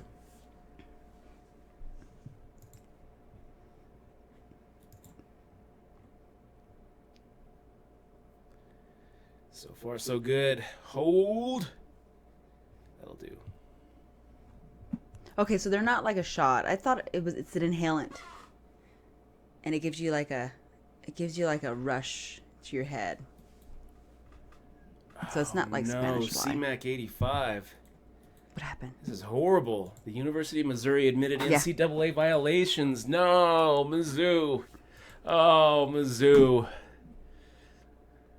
That's my school, you guys. That's it right there. NCAA violations in its men's basketball program dating to 2011, and they banned themselves. They were like, we're gonna go ahead and ban ourselves. What? From What kind of violations postseason did they this year. do? George McFly, man, I'm gonna go ahead and gosh, George, I know that you're watching sometimes. He every once in a while, I think George is watching the stream. I know that you know that I hate those open limps, and so I isolate. Now what? I think I'm actually going to do something I don't often do. I'm going to go ahead and check back. I'm putting George McFly on a small pocket pair. That's kind of what I'm thinking. Somewhere around 6s, 7s, somewhere around there. Firing out 640 into 2240. The A6 of clubs should be... I mean, now I'm feeling like we're ahead. Just fire out a half pot size bet. We'll probably do it. We're probably going to win this hand. It's a little bit scary of a board. But, yeah, I think we win. Let's go ahead and fire out. Half pot size bet. Get called by the bigger pocket pair. What do you have? Jacks. That's a hell of a pre-flop start there, George McFly. Much bigger than I would have put you on. I was putting you on like 7s. When you limp and made the call, I was putting you on 7s. Before you made the call, I was putting you on something like a Queen 10. Okay, let's go ahead and fire out a raise here. Turn the nuts is sitting out. Makes it a lot more likely that we're going to be able to get through there.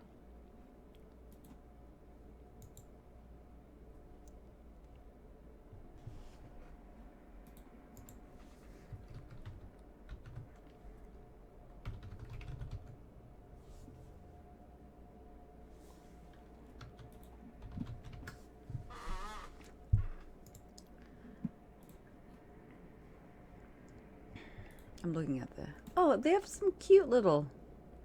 I'm looking at their icons now, or logos. They're pretty cute logos they've gotten. Yeah, they look good, right? Yeah. Yeah, I totally think Russia's a drug, dude. I mean, I totally think it's... I think it says a double meaning, yo. And that's fine. You think Faraz Jaka chose San Francisco Rush because of I the don't... drug? I think they probably, Surely like... not. I think there's a bunch of... I think there was a bunch of people who planned it. I don't think it's, like, his choice to make the name. Was it his choice to make the name? Is that, like, his league? I mean, I don't really know how it's working. I think Yeah, there's I a don't team see why manager, not. I think it's a but great I'm not so name. sure that the team manager is an owner. I don't know.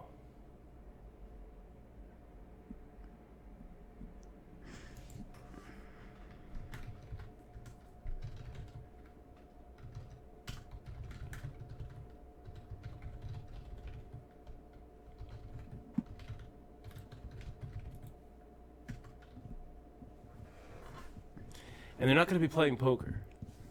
They're going to be playing Hold'em X. Do you know what that is? Do we know what Hold'em X is yet?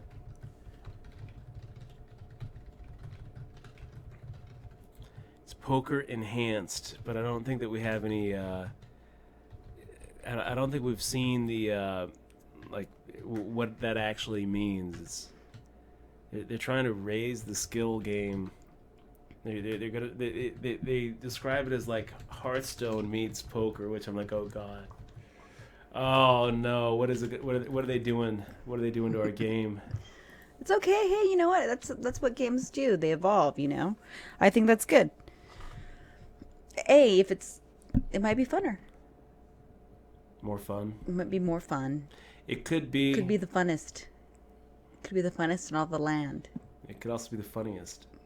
Could be awesomest. I hope so. I hope so. I hope it's going to be awesome. I hope it's going to be great. I hope that Hold'em X brings poker to a whole new level, and I hope that the GPL brings so much public attention and corporate sponsorship, and all of a sudden we're like poker players are walking around like basketball players and football players and hockey players. It's just.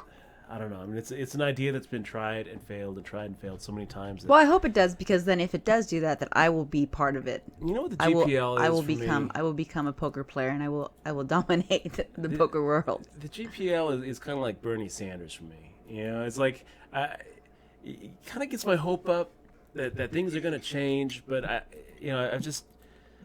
been burned before. Don't make me believe again. No, Alex. I think it's more like I won't say what it's more like. But yeah. Epic? Is that what you're going to No, say? no, Were you going to say no, epic? no, I didn't say that. We're talking about... No. Okay. Whisper to me. What is it more like?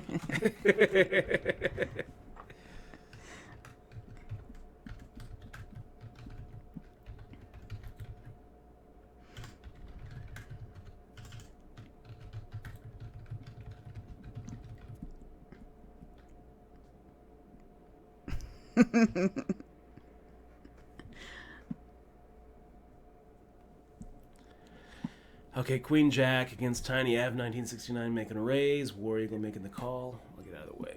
Making the fold.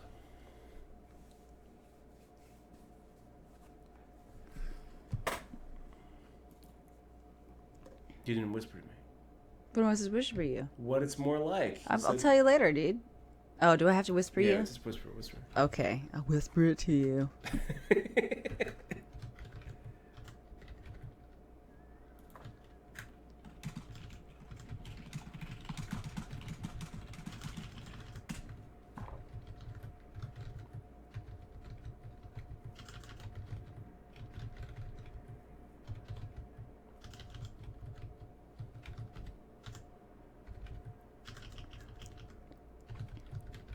You just waiting for me to type? Yeah.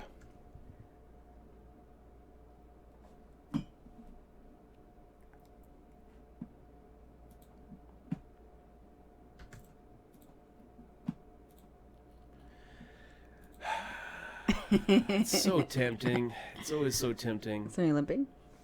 Ah, limp. You should always call the limps. You don't like to call the limps, though. You like to raise the limps. I like to raise them. I like to call the limps.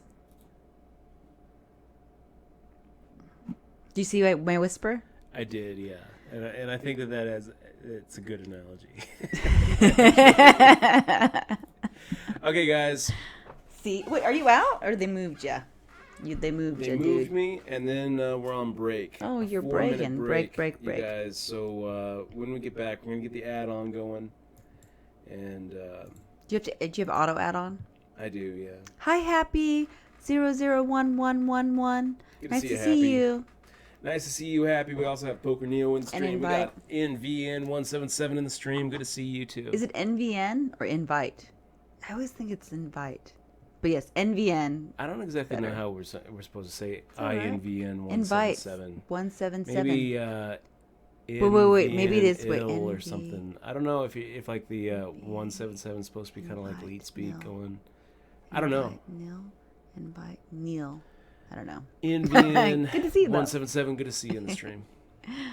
Hi, Okay, Poker Neo. let's go ahead and get out of here. We got the add-on in 4 seconds, and then we're gonna put the break screen on. Legal action in the stream. Good to see legal action. 25K. That's a pretty good start for this this $30 tournament. Look at that. We're gonna be in the top 15, top 16, I think. Okay, guys, we'll be right back.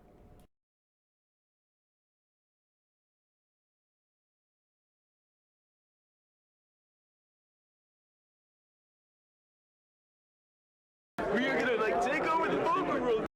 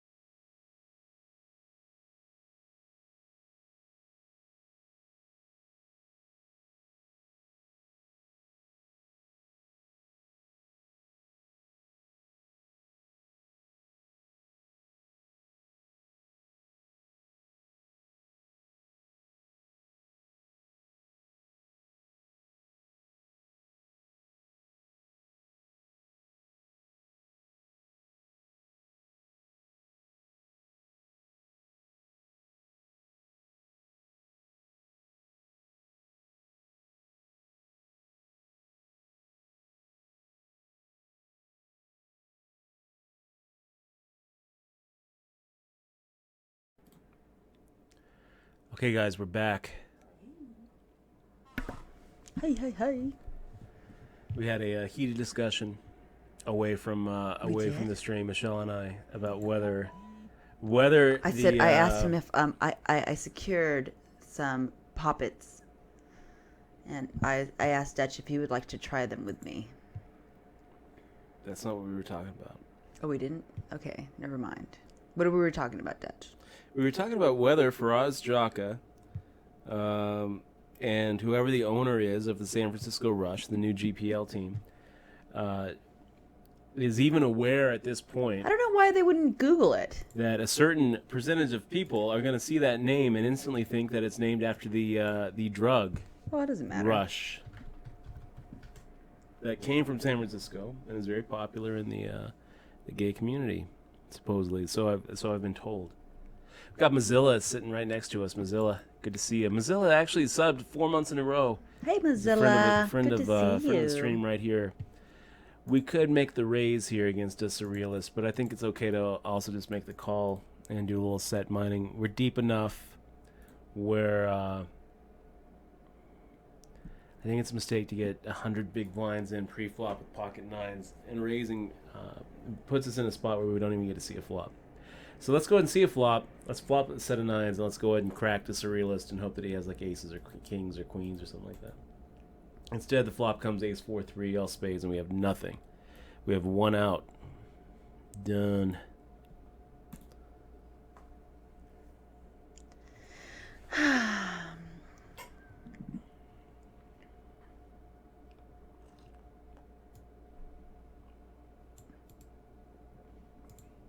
Daniel Inferno saying after 4 or 5 bad beats for huge pots and cash games, what is the right move? I would say a break or call it a day, but what's your opinion? I would say definitely call it a day, Daniel Inferno.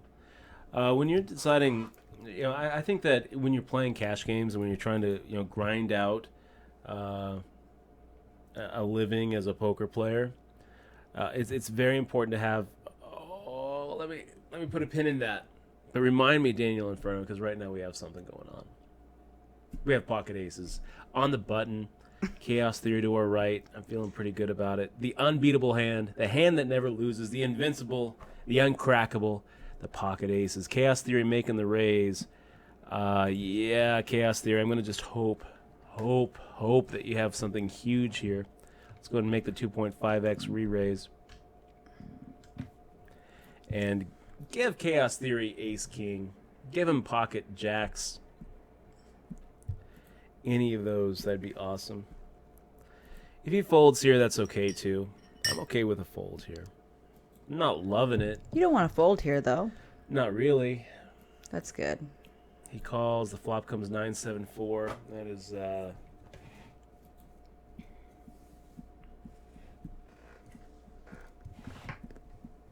It's brilliant.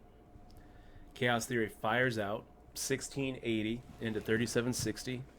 And I think that he has exactly what I'm putting him on. Like tens.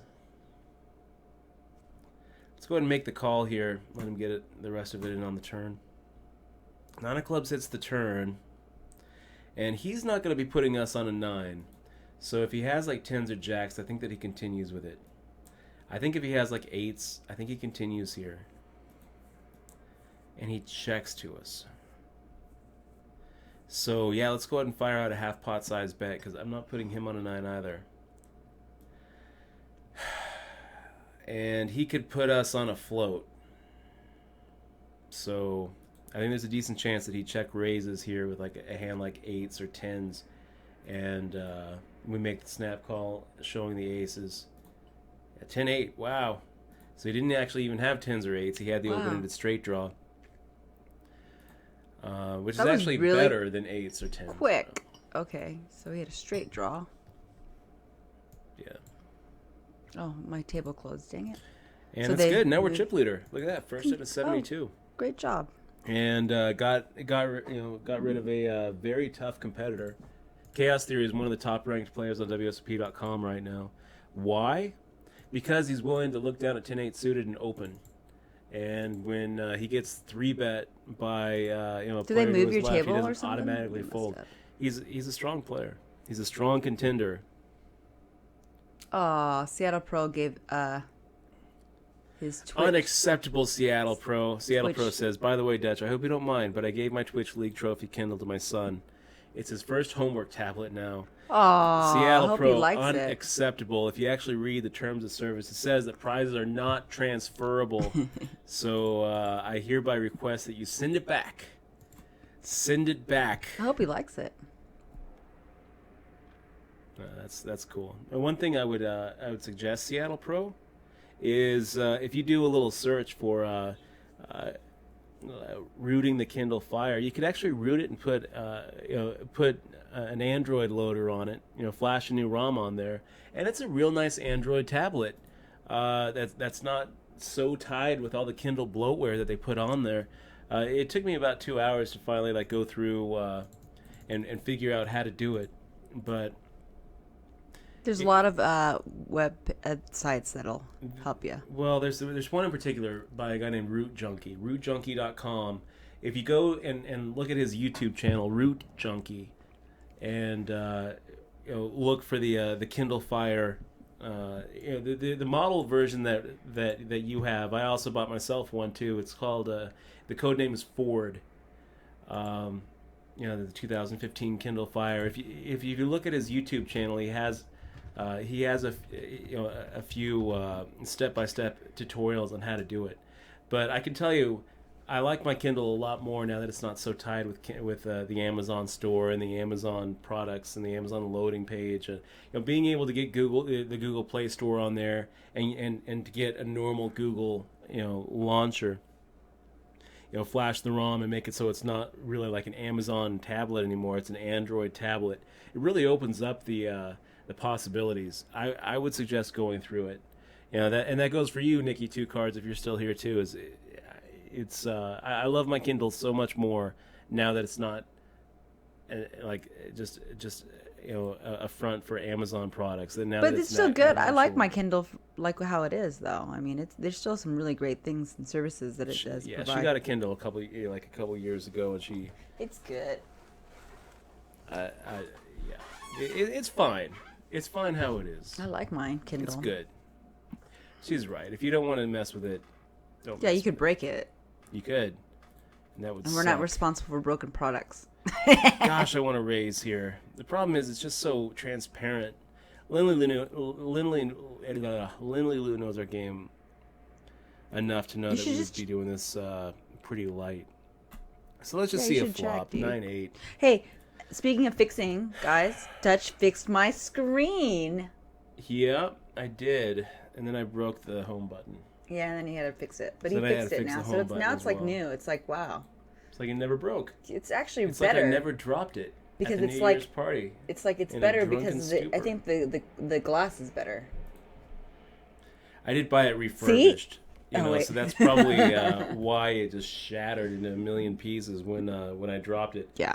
That stupid robot bartender, man. It's not a stupid robot, but it's a really awesome. Jobs. Okay, so here we are with the Pocket Kings. What a beautiful spot this is. Hopefully we get another limp by Jesus, another limp by Lindley Lou, so we get another shot. Yeah, limping's good. Got a razor. Jesus 33 making it 11. I think his name is Jesus. Oh, wow. And Lindley Lou making the raise, so... She has ace queen probably or something.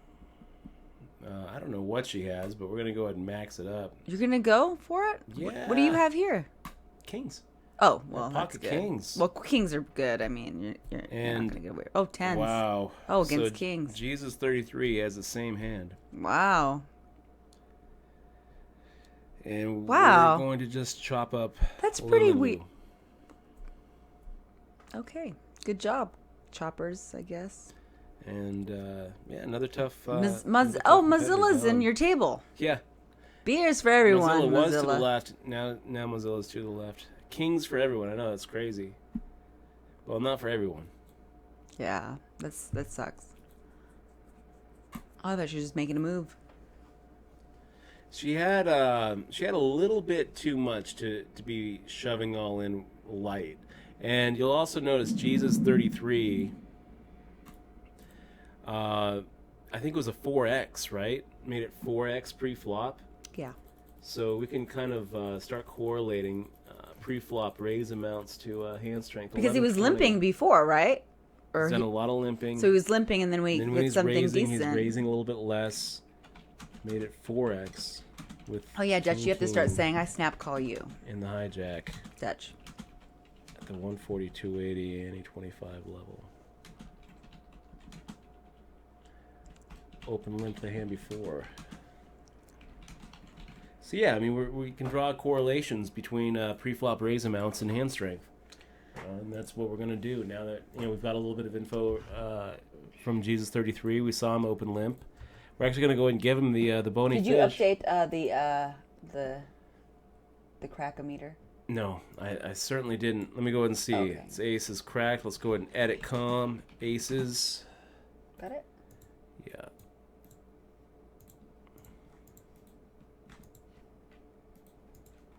Yeah. Oh. Okay, so Daniel Inferno.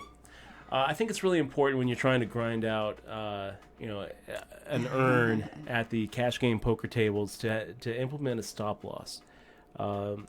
You should not have a stop win. You shouldn't say, okay, I'm going to keep on playing until I'm up X amount. You should not do that. If you are up 2 buy-ins or 3 buy-ins in a game, then you shouldn't say, okay, I'm going to go ahead and lock in my profit and leave. No one ever won 5 buy-ins who stopped at 2. Okay? If you're up X amount at a cash game, it's because the situation is just right, because the lineup is just right, and because the let's go ahead and do this really quick. Open limping, and because your table is like your situation at the table is just right, and you're playing well. All of these things are contributing to you being able to beat that particular situation, that particular lineup, in that particular game at that particular time. You're winning, so don't stop. Okay, but if you start losing, well, maybe you did just get bad beats. Maybe it was just kind of fluky, or maybe your judgment is clouded and the game isn't good. The lineup isn't good. You're not playing good. Who knows? It's really easy to say, oh well, it was a bad beat. I got it all in with the best of it. Maybe you did, maybe you didn't.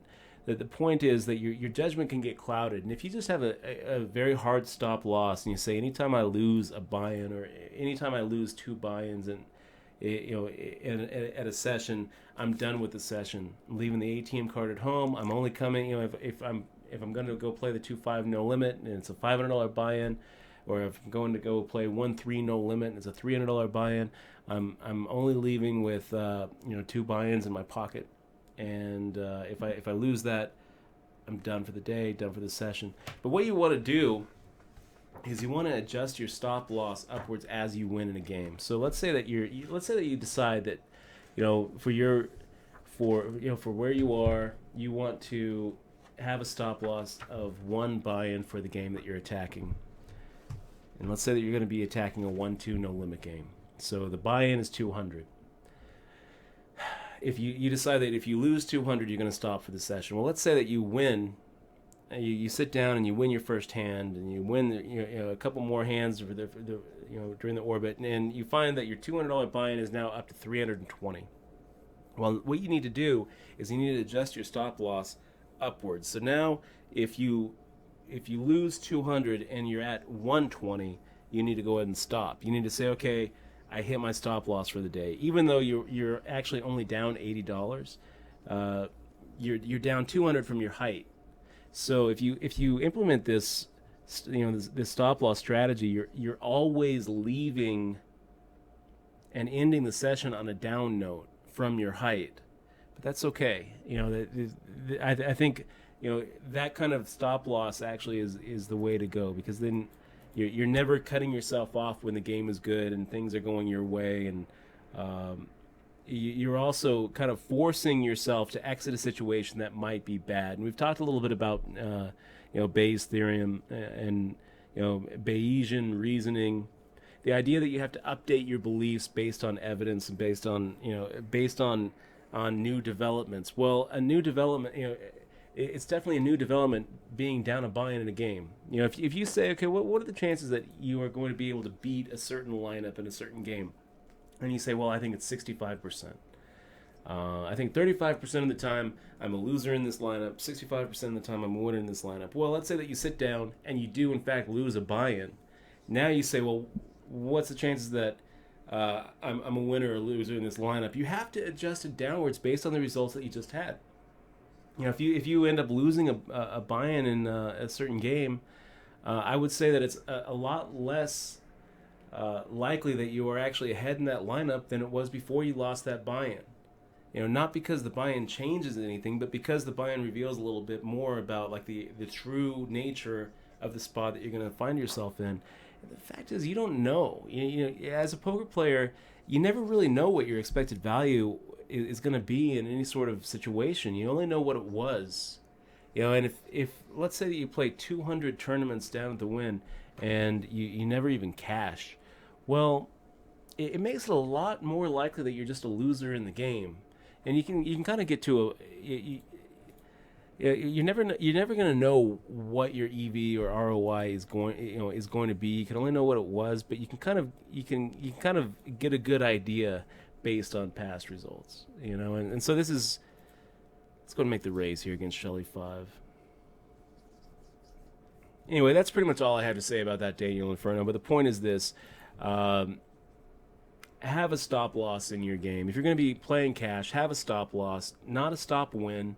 Don't cut off the ceiling, but but definitely have a floor on how much you can lose, and be honest with yourself and force yourself to implement it. You know, it's very hard to get up from a game when you're down, but you got to be able to do it, because if you can't quit when you're losing, you're going to find that no bankroll is big enough. Your girlfriend will get mad at you. That's right. Let's go ahead and let's pot it up. Angry. Let's do this. We got Isildur making an open limp in the cutoff. Night, Bob. Bob's going to bed. Isildur's known to open limp with a lot of small pocket pairs here. Doesn't really matter. We're going to put ourselves into a nice spot to be able to fire out a C-bet with the pre-flop aggression against Isildur. Hey, Bob Hatter, have a good night, man. Bob Hatter's been a little sick. I hope that you start feeling a little bit better, my friend. Yeah, being sick sucks. We haven't been sick in a while. We almost got sick. Allergy sick. And Mozilla, I've got better than average. You know, it's Queen 6 suited. It's better than what you figure to wake up with here in the big blind. So Mozilla has some chips too, huh? Yeah, he's doing good. Let's make a final table together. Mozilla, you know our game pretty well, so I'm not going out of my way to take your big blind, though I'm not going to shy away from it either. But generally, I'm gonna try to wake up with something better than a Jack 3 offsuit. So Pocket Sylvia making a minimum raise.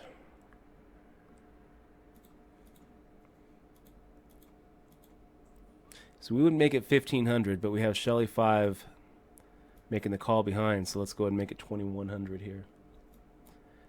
And the math here is 2.5x Pocket Sylvia's open plus the caller. Comes up to 2,100. I've got a note on Pocket Sylvia. I've got Shelly 5 deciding to go ahead and put up a little defense there.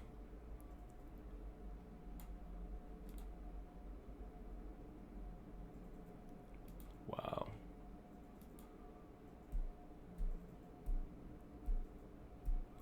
I have no idea where I'm at in this hand, you guys.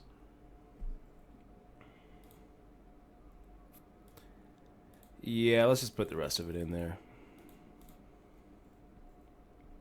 We're in good shape. And that's going to put us at 56,000. Damn.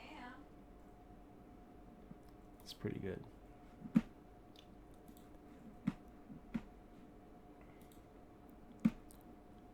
pretty good, Dutch.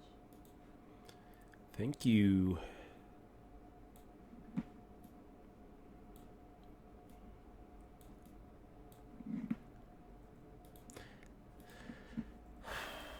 didn't quite get that the way I wanted it here. Let's try that again.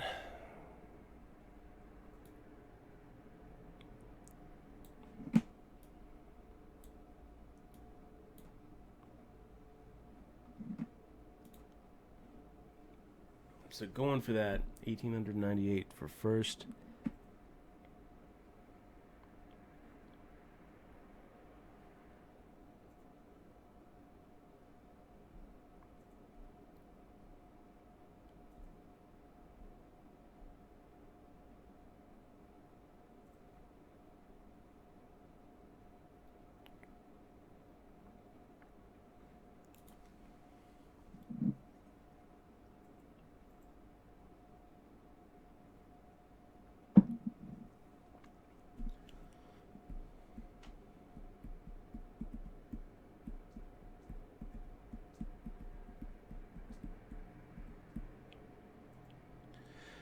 I'm going to go ahead and see, look at this. We got Jesus 33 now making a 3x. Made a 4x with kings. Now he's making a 3x under the gun. What does it mean, you guys? I'm going to say that it means strong, but not as strong. Something like an ace, jack, ace, queen, maybe like nines. She said she 18. Great stop loss advice. That's how I've been doing it for the last few years, and it works well. And looking at it this way, losses happen a lot less often. You know, it's weird because you're like you do it that way. You're always going to be ending on a down note from your height, but you also make sure that you don't have that there's no ceiling to how high you can go. And I would also say if you start feeling like really tired, you can go ahead and leave. I mean, like you don't feel like you're forced to stay in a game. If you don't feel like playing, just leave. Don't be like, oh, I want to leave, but I gotta wait until I lose more. You know, don't feel that way. You can leave at any time, but force yourself to leave when you hit your stop loss. It's very hard to do. It's very hard to do. I know it's hard to do, you guys, but it's healthy for your bankroll. Don't get sore. Just buy more. You know, Mike Caro, and I wouldn't say that like I wouldn't say Mike Caro has the best poker advice out there, but some of the things he says is good advice to heed. And one of the things he talks about is getting past the point, passing your pain threshold. Pain threshold. Yeah, the idea is this. Let's say that you have a bankroll, you built a bankroll up, and it's a $15,000 bankroll, okay? And you get you play in a game, and you're playing, and you lose, and you buy in again, and you lose, and you buy in again, and you lose, and all of a sudden you're down $2,500. Oh my. You've just lost 18% of your bankroll, and it sucks and it hurts. If it hurts bad. You start kind of getting that bleary feeling. You kind of the kind of feeling like someone just like hits you in the face with a ball. That kind of feeling. The kind of feeling like you can't breathe. Like you get punched in the stomach. Feeling, yeah, right? And it feels like it feels sick, but you're gonna keep on playing because you know that the game is really good. Look at this. We got Boogalicious subscribing. Boogalicious. New-time subscriber. Welcome to the crew, man. Great to have you here. Thanks so much for supporting the stream and being here. This isn't a punch to your stomach, just so you know. No, it's a fist bump. Fist bump. One of our emoticons. I hope that you enjoy the emoticons. And I'll tell you what, too, Boogalicious. He probably just subscribed for the emoticons. We've got some sub perks for you, too. We've got some other things that we're going to send over to you because I send it over right now. I'm going to try to get the best bang for your buck here as a subscriber.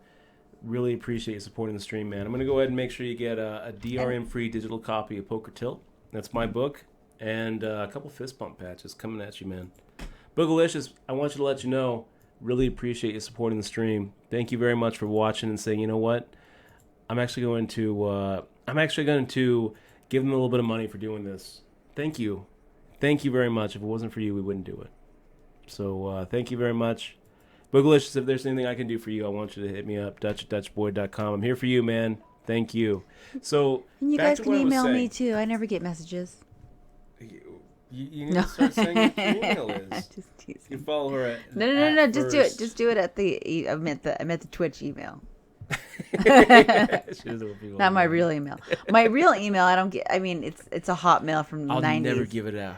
No, it's the same one, dude. It's the hot. I've had the same Hotmail from the 90s, and I wasn't clever enough to think of anything cool.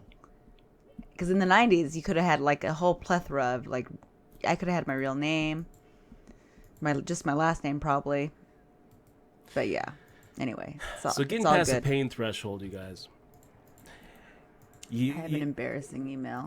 If you've gotten to that point where it hurts and you're blurry and you're feeling really sick about it, you've lost 18% of your roll, and you keep on playing, and now you keep on losing and you keep on losing, and all of a sudden you're down not 2,500, you're down 6,500. You've lost what?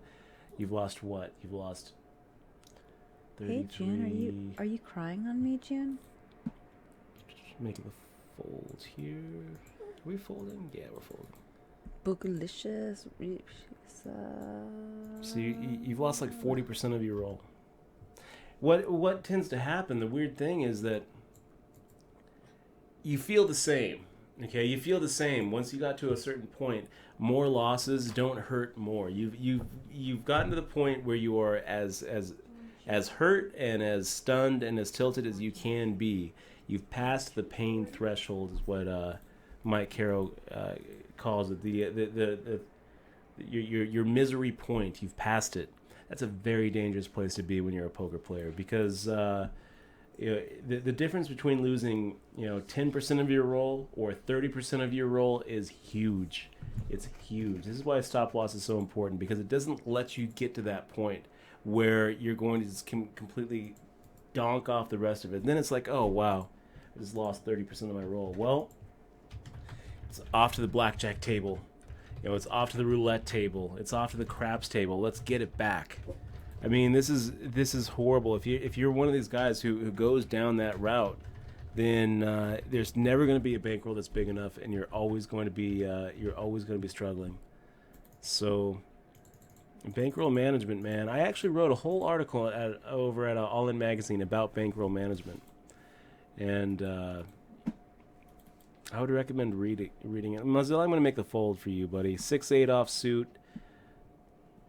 It's okay. It's not horrible. We got Pack Rat GG deciding to go ahead and make a min raise, and I don't like those min raise moves from the small blind. I think if Pack Rat GG has a hand that really warrants a raise, he needs to be making it a little bit more, and just make it a little bit more expensive for Mozilla to come along for the ride in position. Mr. Jingles 83, good to see you in the stream. Yes, Mr. Jingles.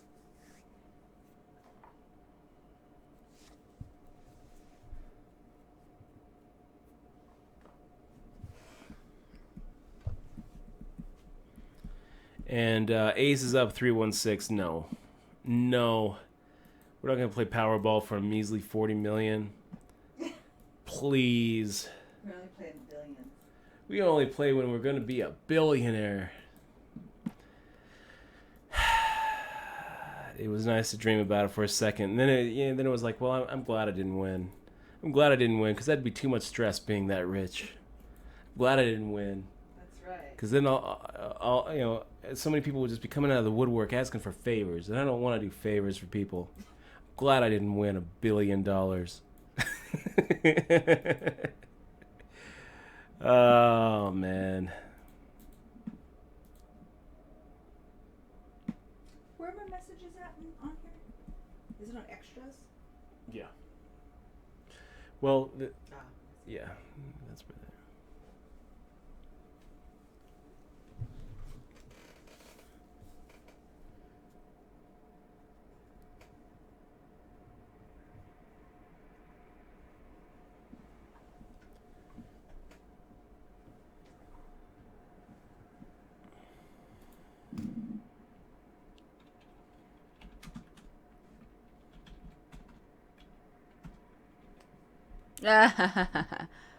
This guy, JUVSE. You are top of pokers. If you have $1 million, give it to me. No, he's giving me the $1 million. We're fighting. If he has $1 million, he's giving me it. So we're gonna have to scrap. Hey, Imager. Imaginator, good to see you, man. And by the way, Imaginator, I sent How you do an I email not too long ago, a find couple of this hours ago. drive? So if you haven't gotten it yet, if you haven't gotten back to me yet, shoot me a line. I need some prize redemption info. I'm really, Look, really close to just this being is funny. done with the league. This is funny. Really, really close. Aww.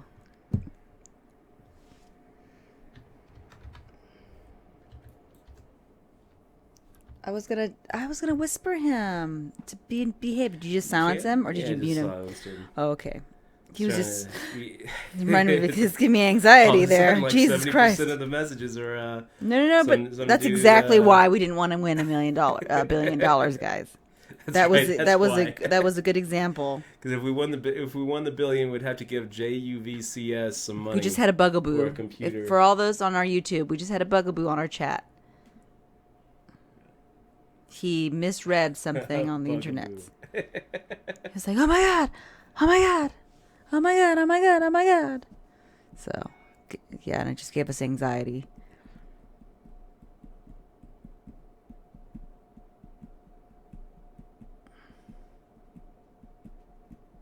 Okay, all I get is spam on my Hotmail too.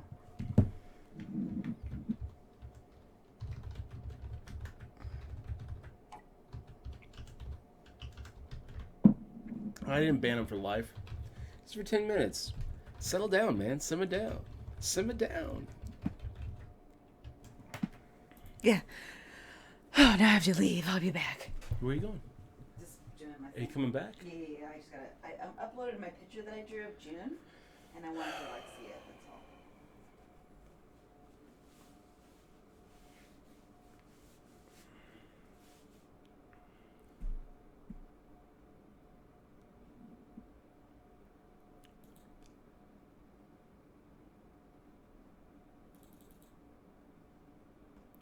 And hey, by the way, Lauren, it's good to see you in the stream, buddy.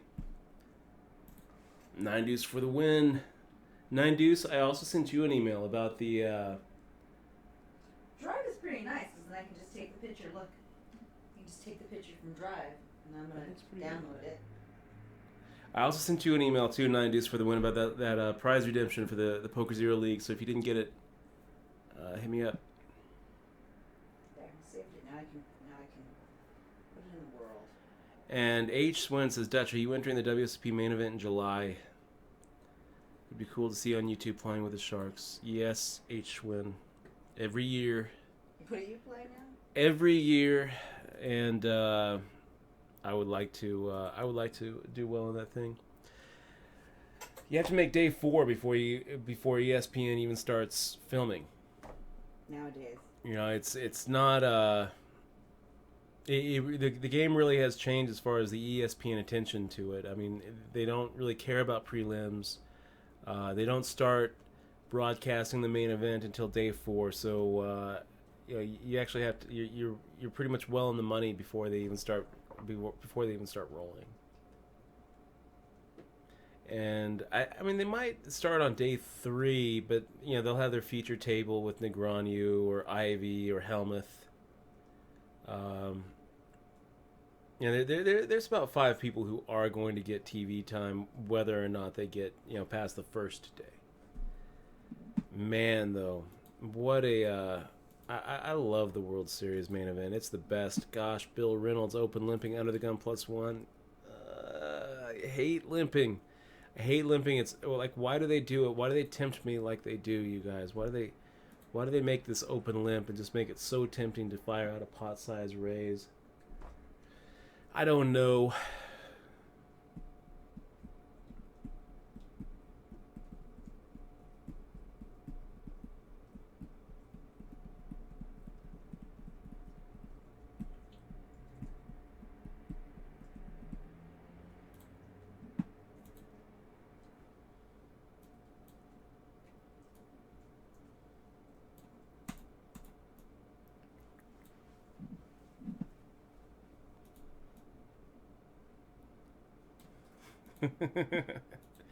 And Pippin87 talking about accidentally lighting a cigar and burning the ticket by accident.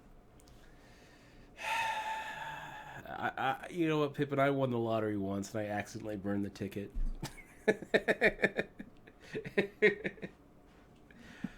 Okay, no, maybe not. Maybe not. So, Jesus 33, open limping. How about you, Isildur? How about you, Red Baron? It's a little bit different than Bill Reynolds' Under the Gun +1 open limp. Jesus 33. Gosh, now Red Baron comes along and makes a nice little raise. Kind of on the small side. A little bit on the small side. Yeah, I'm going to go ahead and get out of his way.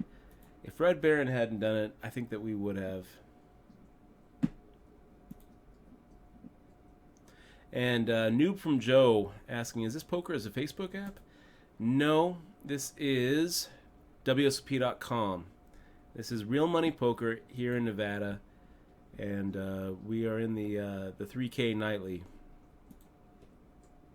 Mickey258, good to see you. He says, hi Dutch, do you recommend to an average poker player to start a poker career knowing the field and all the regs out there? No, I would not say that an average poker player should try to make a career out of poker.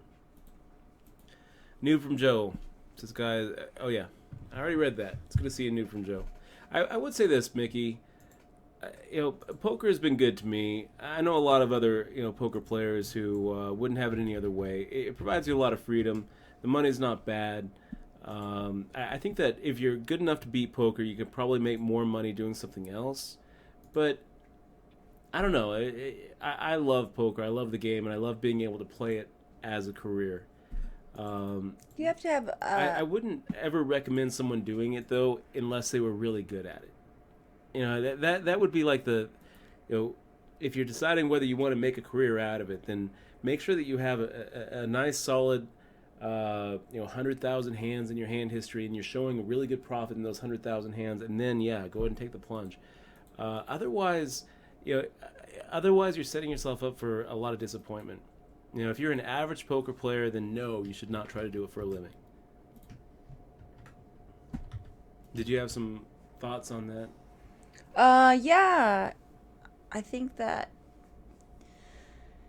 it takes a certain kind of person to play poker or do anything like that, because you have to not be conservative. Because if you're conservative, then you should work a conservative job and have stability. Definitely have to have. But you have to have that gamble in you, and you have to have you have to be able to balance your bad beats and your swings. You have to be able to find balance in those. And if you're a level person, like a balanced person, I think it's a fine choice. And if you understand the ups and downs.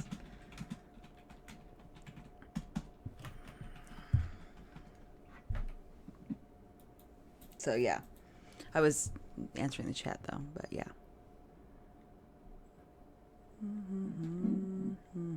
Josh LaPlaca, good to see you in the stream, man. But yeah, you have to be balanced, man. I don't know if I could do it. For me, for example, in my 20s, I don't think I could. I mean, I'd have to have a pretty good bankroll and a good cushion before I even tried it. So ZASTF Unreal saying, without online poker money sponsoring the event, ESPN has little incentive to broadcast the event. I don't know if I would agree with that, Unreal. I mean, keep in mind that the ESPN coverage came before the sponsors did. When they started, broadcasting the World Series of Poker, I think they actually started back in the late 70s, just doing one-off events, like just the final table, editing heavily for television, not live, not really true to the game. But then in 2003 they switched it up and really focused on the main event, 7-part series, Chris Moneymaker. It blows up and everything's great. And the next year when they do it, all of a sudden Full Tilt and Poker Stars are around, and Poker Stars is willing to start putting money into commercials on ESPN. Fast forward to 2005 and 2006, and you got Party Poker and Full Tilt, and it was all of a sudden now that advertising space is going for quite a bit. Post UIGEA, a little bit of a setback. Post Black Friday, a little bit of a setback. But it doesn't change the fact that a lot of people are willing to watch it, and it's actually pretty low production cost for for the amount of viewers that still are willing to watch Neil Blumenfeld and Joe McKeon play the final table. There were a lot of people who were watching it. It's not like it was pre-Black Friday, but there's still enough people, and the advertising space is still valuable. You're still advertising to a very specific demographic which have discretionary income. So I think that they're with or without the online poker sites, they're going to be broadcasting the World Series of Poker for some time. The only question is like what their deal is with Caesars, because I could see Caesars trying to make a move to charge ESPN more to broadcast the World Series of Poker. And if they did, then maybe ESPN would balk, and Caesars would think that they'd be able to get more if they moved it to another network. Maybe they could, and maybe it would be good for poker. If it went more of like a network television like ABC or CBS, as opposed to a cable network. But I don't think so. I mean, ESPN is great, and putting poker right there with other sports, I think, is really good for the game, rather than putting it next to like Who Wants to Be a Millionaire. It's a game show. Or The Bachelor. I think I'm really happy with where the World Series of Poker is right now with ESPN, but we'll see how it goes. Nillock 1204, good to see you in the stream. She said she 18 says, do you think they will do another massive 565 event this year? Yes. Yeah, they are, yes. They have announced that the Colossus is a go. They are going to do the Colossus again. And guys, if you've never had a shot at a bracelet, the Colossus event is a great opportunity to, for a very small amount of money, put yourself in a position where you can actually win that WSOP Gold bracelet. There's something like competing, on that World Series of Poker stage. There's nothing like it. If you haven't crossed it off of your bucket list yet, maybe this summer it would be a good opportunity for you to come out to Vegas, book a room at the Rio or book a room at the Gold Coast or any one of the Vegas properties, and take a shot at the Colossus. I will tell you, with 20-something thousand entrants, there is a lot of dead money, and the ROI is good.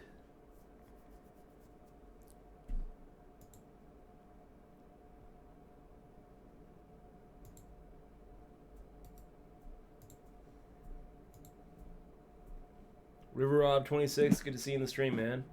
Good to see you, River Rob. And we got a lot of new new viewers, guys. A lot of names I'm not recognizing, guys. I just want to remind you, if you haven't yet followed the stream, it's that little button right underneath Eximo. It's the heart. I really appreciate you clicking on it. It doesn't take a lot of time. It's like, boop, click on the follow button, and help us out. Help us get those follow numbers up.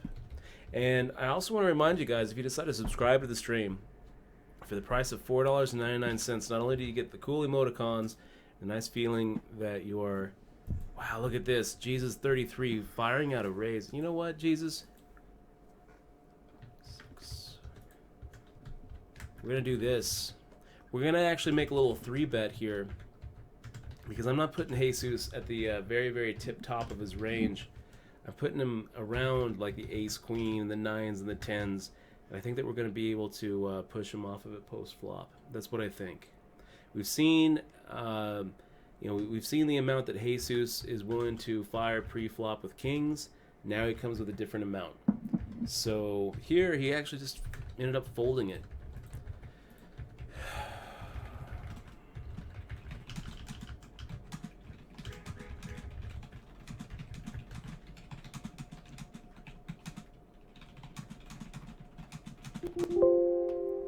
Oh, are you making notes? Yeah. We should stream games, Dutch, says I. I'm sorry. You're talking poker. I'm talking to the chat. They want me to stream. What are you going to stream? I'm going to stream games one day. I don't know. Yeah, guys. Fun streams. Fun streams. Tell them what they get if they subscribe to the stream. Excellent. What do they get? My admiration and gratitude. That's all you get. You get these lovely fist bump. Where are those? Where's my fist bump patches? Did you take mine? Well, you get. You can give us your address, which we will not be selling to your personal information. We will be sending you 2 fist bump patches. Unless any of you guys are willing to buy that personal information for a lot of money. If any of you guys out there, no, we're not. We will keep it private. You guys are going to get some fist bump patches for subscribing to the stream, and you also get an ebook. What's the ebook? Poker Tilt, your ebook. My ebook. Yes. 300 pages of poker nuggets, poker wisdom, right there. It is. There are actual words in here. It's not just empty white pages. It's legit. It's a real book.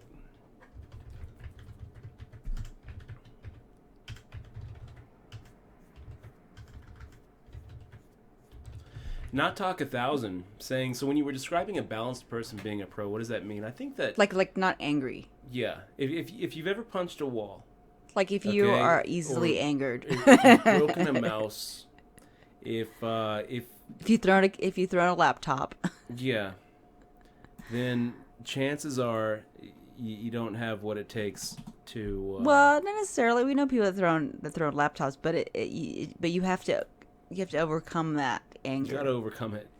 Yes. It doesn't feel good to lose. Okay, you shouldn't feel like it, you should. It's okay to feel and you have to understand emotions, but you can't let them get the best of you. You can't let yourself just monkey tilt away. But don't be too. Yeah, exactly. Don't be too. What is it? I don't know what the word is. Don't be too. Like not understanding bankroll management and buying in. You know, just there's a balance of knowledge that you need to obtain before you can pursue that kind of endeavor of being a poker player, because you have to understand bankroll management. You have to understand how to play poker. You have to understand all the details in it, you know, that go involved with being a pro, and that includes the ups and downs and dealing with it and knowing that there's a lot of variance involved. Trying to remove yourself from the results is a tough trick. It's a tough trick. It goes both ways too. You can't let yourself get too excited over the wins, just like you can't let yourself get too upset over the losses.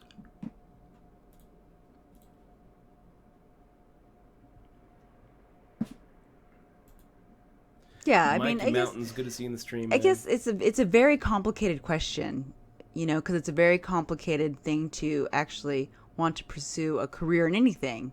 And if you want to pursue a career in poker, be it poker or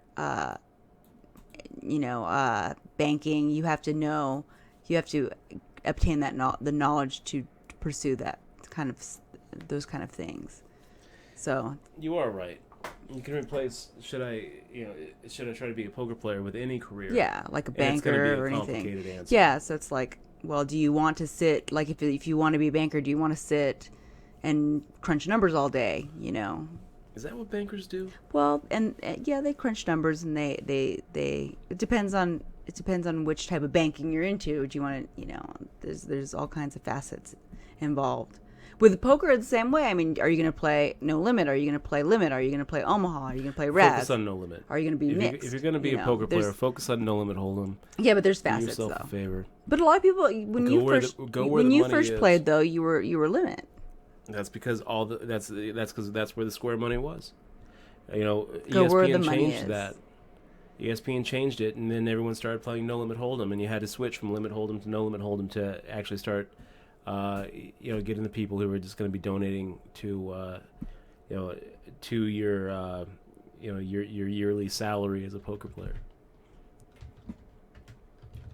And H-Win, yes, HS-Win, it is in fact a 10K buy-in for the WSP main event. Melonhead, thanks for the compliment, man. And also, Avid Day is saying, Dutch, a lot of people here are probably from the PokerStars tourney stream, the PCA tourney stream. You should tell them your expertise. if you haven't already. So yeah, if you're new to the stream and you don't know what you're watching, I'm Dutch Boyd. I've won 3 World Series of poker bracelets. Been in the game for a long time. Red Baron, man. Actually, I think that we're going the same amount, right? 2,400 into 5,500. Let's see if we can't get through. Now we've got outs. I'll go ahead and just check and take a free turn card. Or free river card. Here we go. Oh, see, you don't even know. There it is. It's a pretty good river. And Red Baron firing out 3,200. This is going to be a raise, but if Red Baron comes right over the top of us, I think we might have to fold this. But we'll raise for value we here. Did win the PCA. Ace calls us. A 7 definitely calls us. A flush definitely very calls nice, us. Dutch. What do you have? He had the ace. Very nice, Dutch. Also, before Dutch is so rude, he didn't even introduce who I am. That's excellent. No. That's my beautiful girlfriend. That's me. Yes, I'm his girlfriend and his boss. And my boss. So all the important questions I can try to answer, but he answers the good poker things. When is Poker Tilt 2 hitting the market? I don't know. We think that the another book 30 years maybe. The next book that we're doing, that's my job. sniping, I have to whip him. is Poker Tells. The next book is going to be called Poker Tells, and it's going to hopefully by the World Series. I think that I'm going to go ahead and take I'll probably take a couple of weeks off. We're thinking about sometime having between now and the series. going to the Mount little- Charleston and like getting a cabin, and he Do a can little like riding smoke retreat. you can smoke a pipe and like be. I didn't know that part. No. I think that we should do it tomorrow. No. But until it's done. we should have like a fireplace and like a fireplace. setting, and then I'll do a little photo shoot for you, and you get a little robe on. Go into the woods. Yeah, like you're. We're gonna go into the woods and finish Poker Tells. That's the name of the next. You should book, do Poker it like Tells. that one in the Stephen King book. You know that one story in Misery, where the girl breaks his legs. Yeah. No. But the end where he like smokes a cigarette at the end when he's done. But it won't be a cigarette. It Can I could do be that? like it could be something different. Oh yeah, Yeah, that's incentive. that's a good incentive. Yeah, That's it is. good. You know what? You know what? That's what we'll do. That's your motivation. Find a little right there. cabin in Colorado, No, not be Colorado. It doesn't have to done. be Colorado, but and after then you're smoke a done. joint when we're done. Yes. That sounds great. That sounds pretty yes, good. when we're done. That could be a good incentive. See, I think it was easier for your that is out. I think it was That set over set. That sucks, Mozilla. yeah, it does. With your last book, Poker Tilt, you had people relying on you, so there was a lot of pressure there. Yeah, because we did that Kickstarter. Yeah. You could kickstart it. No, well, you could just write it this time. And I think that's a good reward. That's a good award for you. But you have to finish it. Banksters says poker. Yeah, that's right. That's right. Banksters. And Boogalicious saying, Dutch, love your stream. Started out watching Somerville's YouTube channel. Then started watching yours, and I love both streams. But for my buck, yours is hands down the best. FYI, you're my first sub ever. Boogalicious, man. I got to tell you, that's high praise right there. Because Yeah, thank Somerville you. rocks. I'm a big fan of the Somerville stream. It definitely, if it wasn't for Jay Carver, I don't think any of the poker streamers would be here. That's right. And I've been He's the subbing to Jay founder. Carver's stream for, I think, since we started Twitch. So that is high praise indeed when you say that between the two of us, you'd subscribe to mine. Thank you very much for being here, man. And Boogalicious, I want you to know I really do mean it when I say that if there's anything I can do for you, I want you to let me know. If you have a question or a thought or anything, you can shoot me an email anytime, day or night, dutch@dutchboyd.com. Guys, I'm going to be back in 4 minutes and 44 seconds. You guys are all awesome, man. Great to see you here in the stream. But I'm the best, though. You are the best. Yeah. You are the best down So there. do you want me to take over your poker tournament? No, I'm just kidding. She's actually the one I'm just playing. kidding. I'm just So sitting wait. here What watching. have we got here? What position? You're like first, right? 3rd out of 36. We're doing pretty good. Oh, wow. There's somebody that more chips than that. That's a lot of chips that you got there. We've got a lot of chips. All right, cool. So we'll see you guys back when we come back from break. Hey, and one more Stretching thing. our legs. If you haven't clicked on the follow button yet, what's stopping you? It doesn't cost you anything. It really helps us out. Somewhere it makes right you here. feel It's either good. there or Click on the there. little follow button. It's a little heart right underneath XMY. Or if you're on the mobile, just look for the little heart. It'll make you feel good. It will. It will. And you guys get to see our little dog if you follow. There's a little puppy that No, runs. we took off the You did? Oh, well, Dutch took... Why? There's no dog that comes over? There's no dog. Oh. There's no dog. I have to lecture him. And You so guys will be hopefully right by the back. time we get back, it'll be back.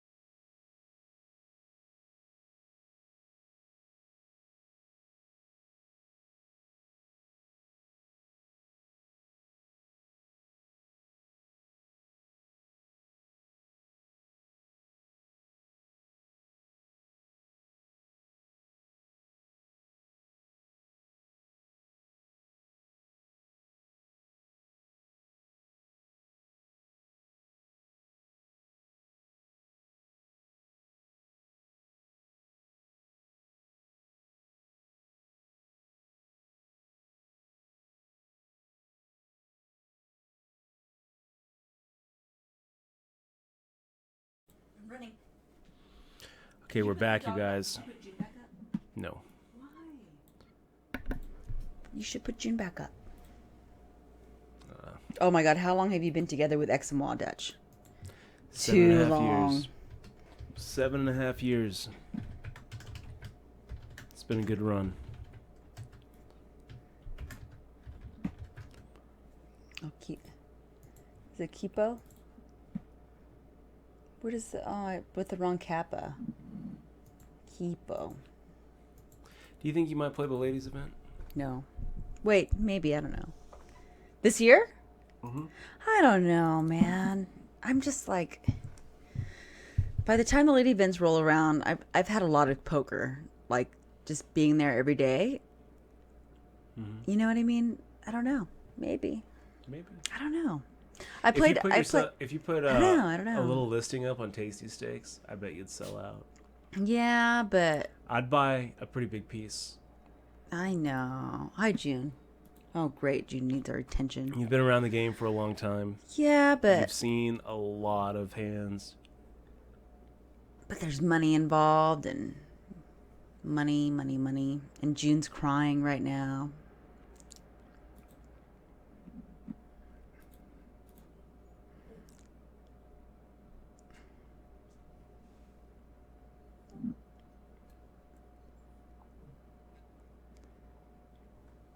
June, what do you think? Should I play the ladies' event? June says no. June says I have to take care of her and take her out. So I'll be right back. I gotta take my baby out. Also, we have to say a shout out to everybody out in the chat joining us. Oh yeah, we have Chairman Elite. Good to see you, man. Always a pleasure. Chairman Elite. Come here, baby June. Let's go say hi to everybody. And they asked if you were playing on ACR too. Okay, I'm gonna catch up on the questions, and then we're gonna take June out. Okay, let's see. Abaday's here. C Reynolds 941 asking, which events did you win your bracelets in? So all of them have been in Hold'em so far. Though I've got WSP final tables in pretty much every variant.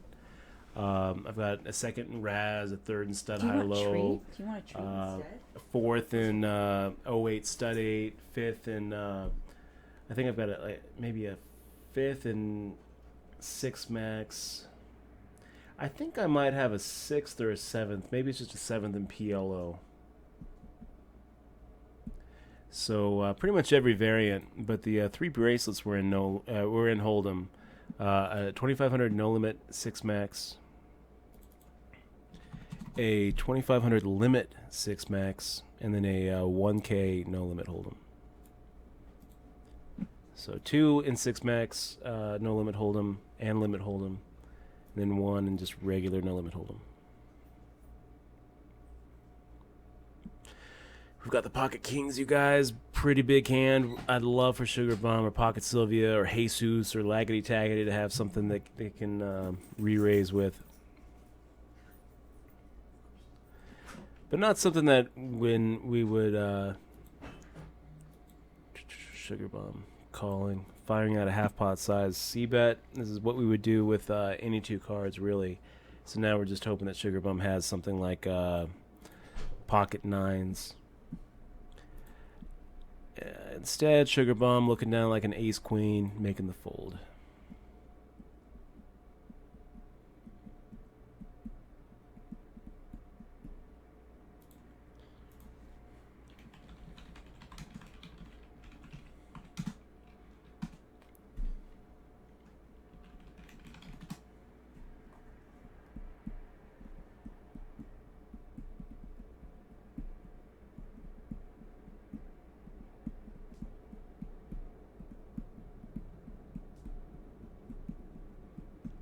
And Chairman Elite, crushing the local dailies at Seneca. 5 tourneys. He has a first place, 2 seconds, and a 3-way chop for second place money. Nice job, man. 2K plus profits in 10 days. Holy crap, that's really good. Nicely done. Nice start to 2016, man. Well done, man. Happy to hear that things are going well for you. Kansas Kyle, good to see you, man. I'm from Missouri, so I actually spent a little bit of time in Kansas. I was living in Overland Park for just a little bit when I was a kid. Poker Czar, no. Right now I'm trying to learn a little bit of Russian on Duolingo. So Pocket Sylvia making a shove here. I feel like it's a little too much to shove. 19,000 into 400, 800. It just seems like it's too much. I've got a little note on Pocket Sylvia. And the shove is consistent with the note I have.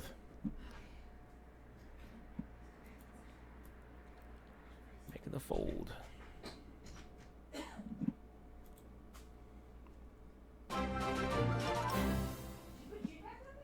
Holy crapola! We got Kansas Kyle donating $5. Motherfucking Dutch boy, keep it going. You're the man. Have to be the man to put up with eczema. I feel you though. Looking forward to the next book. That's right. Hey, That's great. Thanks for the donation, Kansas Kyle. Do appreciate it, man. you thought I wasn't going to hear that, did you, Kansas appreciate Kyle? it. Well, I did. And you're banned. No. You've made a powerful enemy. That's funny. So, pay the toll. Good to see you. Says, why not stay home? Not sure what you're responding to on that one.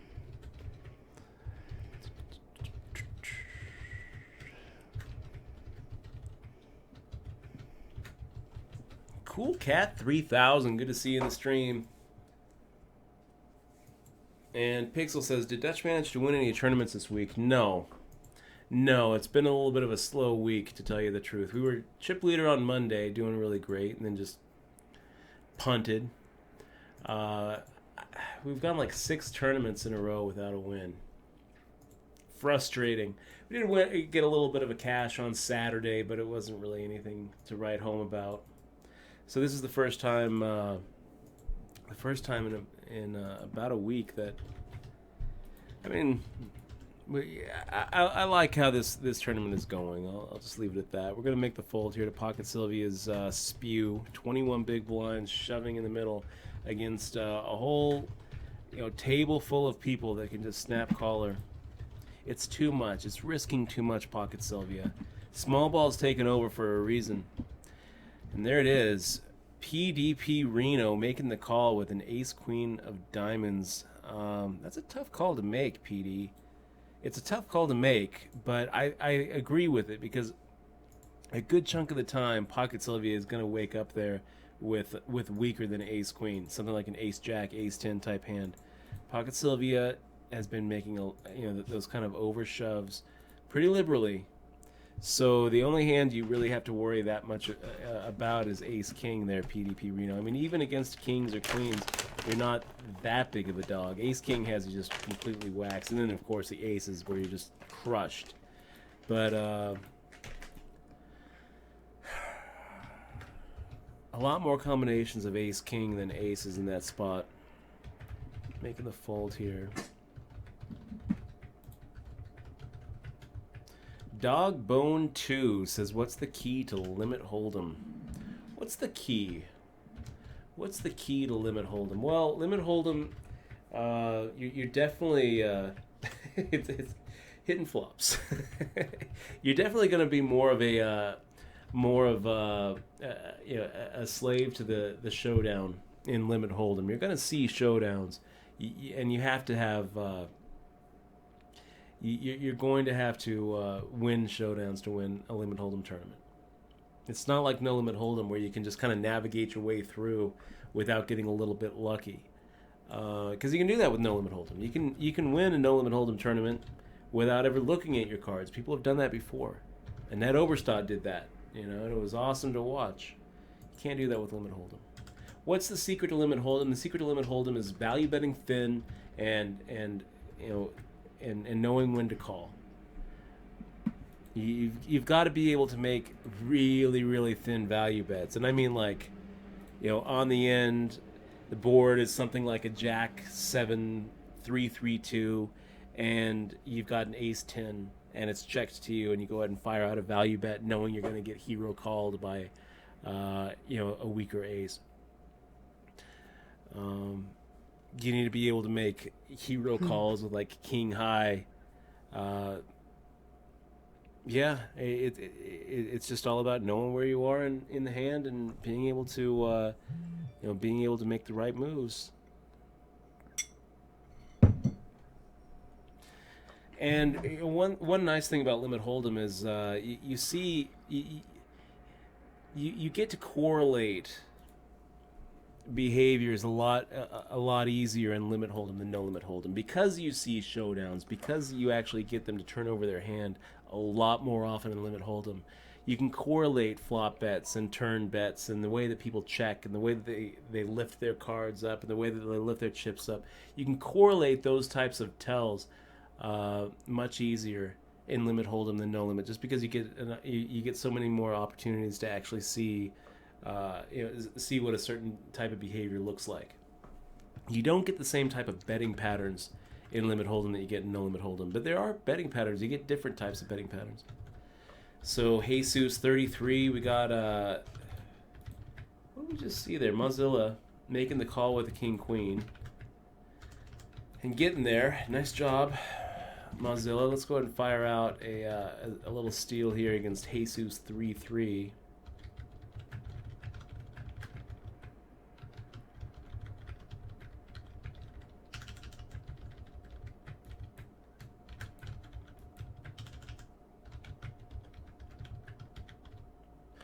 And Bradman99, if you only play one event this year, which one would it be? It would be the main event.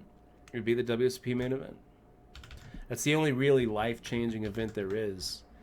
I mean, winning a bracelet is definitely, definitely an accomplishment. You know, it's definitely one of those things that if you haven't done that, it'll separate you. It'll put you in a different class of poker players.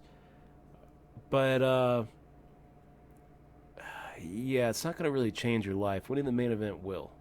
Winning the main event is going to be one of those. It's going to. You're going to see a drastic change from after you win it, and before you win it. It's just going to. It's going to be a very drastic change. It's not. There wasn't really a big drastic change in my life when I won my first bracelet, or my second, or my third. Joe Brown, good to see you. He says, "Hey Dutch, so I played my first table ever, and he won $600." Playing 1-2. That's a pretty good win, man.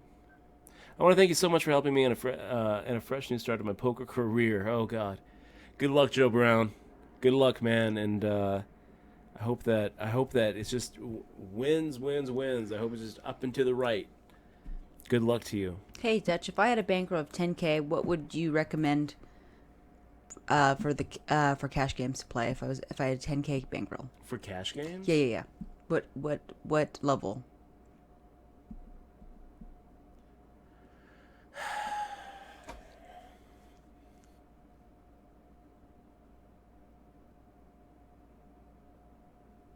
And tourneys.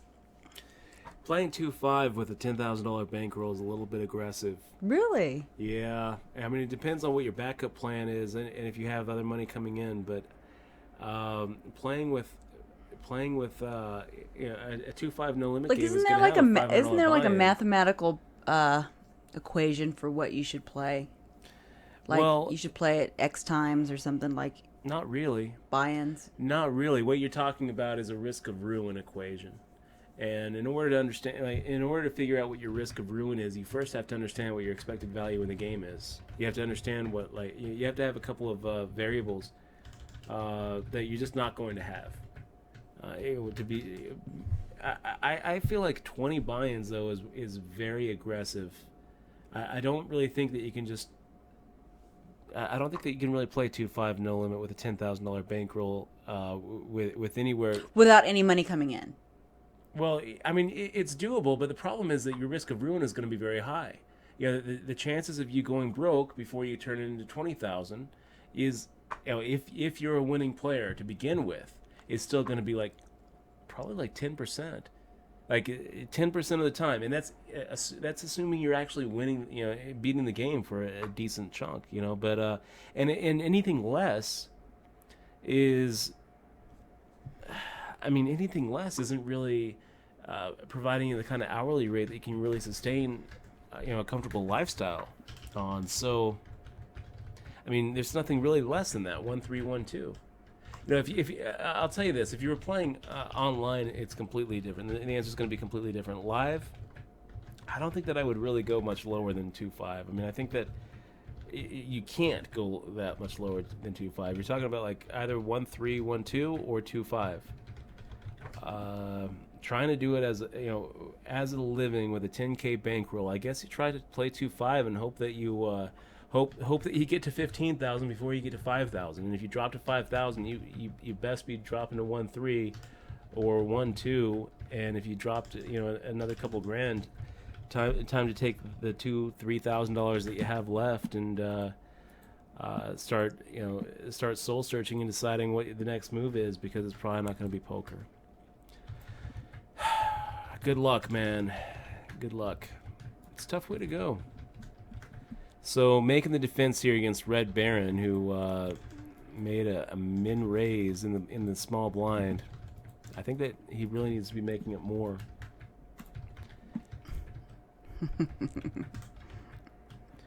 Yes, nice bluff there, Red Baron. Brilliant. You got us off of the best of it. No, you didn't.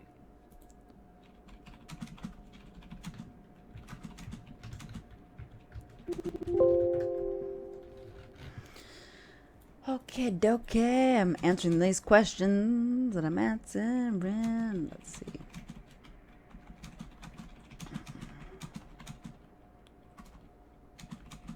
Rhino also had a question about what is a good bankroll if you wanted to play 1-2 no limit a few nights a week, but not making it a career.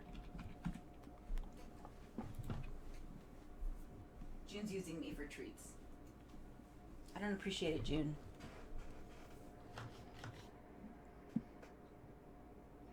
Did you get the question? My keys are dirty. There we go.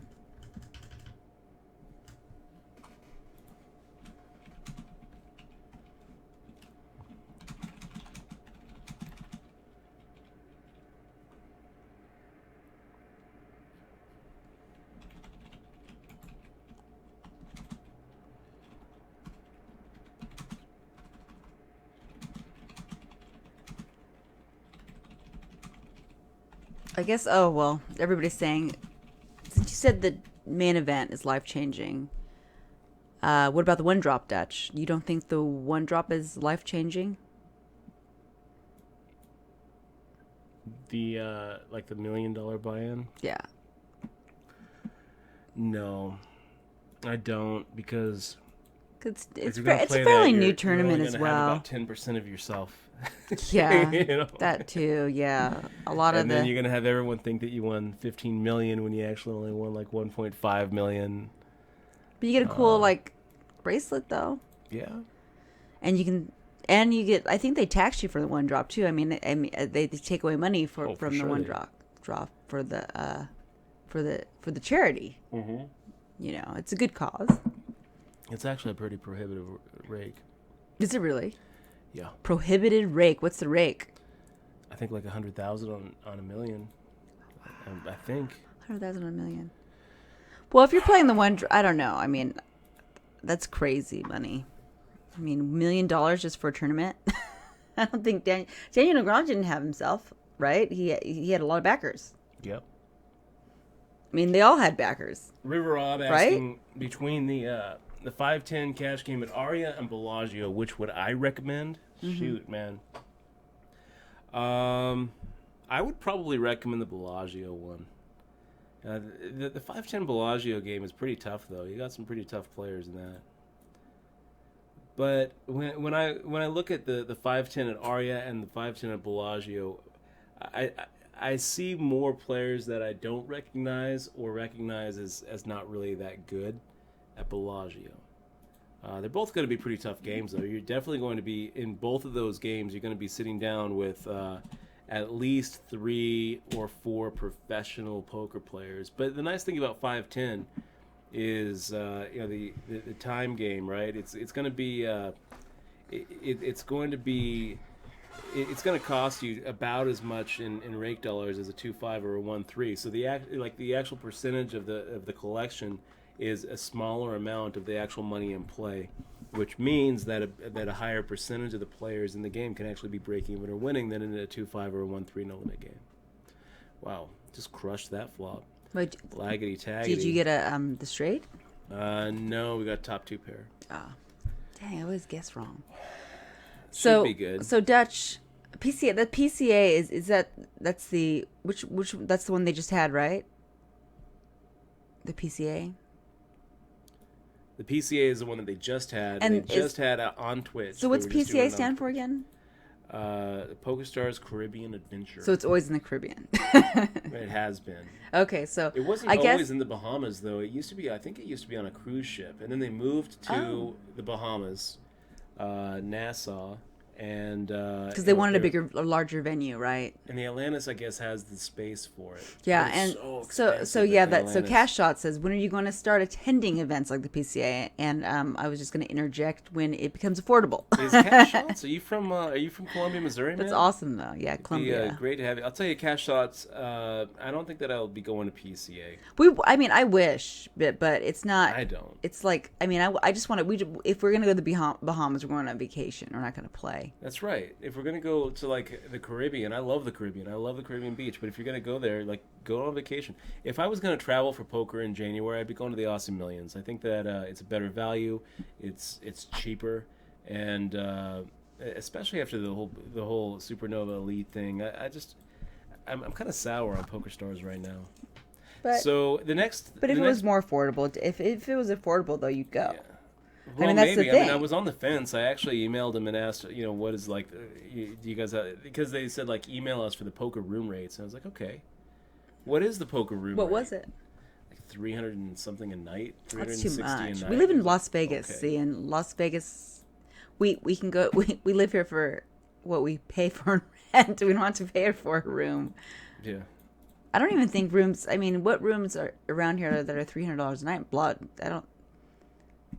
I can't even imagine. I think they're about 100 and. I mean, it depends on what 50. night, but like if you can get a really really nice room at like Bellagio or Aria or Caesars on like a Wednesday night for $130, Yeah, so it's like kind of So, silly for us to go out. paying and- 3 times that much for just Plus food. We heard that the food was ridiculously expensive there too. and the buy-ins are lower now. So you're spending like $360 just on the room to play a $300 event, and then the main event now is lowered to $5,000. What do you think that your ROI is in a $5,000 event? It can't be that much more than, I mean, tops maybe 2,000. And that's so you're flying out there. You're spending what was it? Maybe $450 for a flight out there, and you're paying $360 a night for a room, and you're booked for at least 5 days. So there goes your ROI, right there. What do we do with Ace King against Dat Dude making the shove? I have no idea. Dat Dude less than 20 big blinds, and Leona with a normal min raise. I'm pretty sure that we're going to be in this. Definitive flop queen 7. Got some notes here on Dat Dude and Leona to kind of read through. Yeah, let's do this. Eights versus Ace King. Can we get there? We need a 2, an ace, or a king. Hit it. Boom. No. So Dat Dude gets the double up, and we're back down to 52,000. Nice fade there, Dat Dude. I think a good chunk of time he looks, he's looking at ace queen or an ace jack or even a king queen with less than 20 big blinds, and it's kind of the perfect stack to do exactly what he did. Pretty light.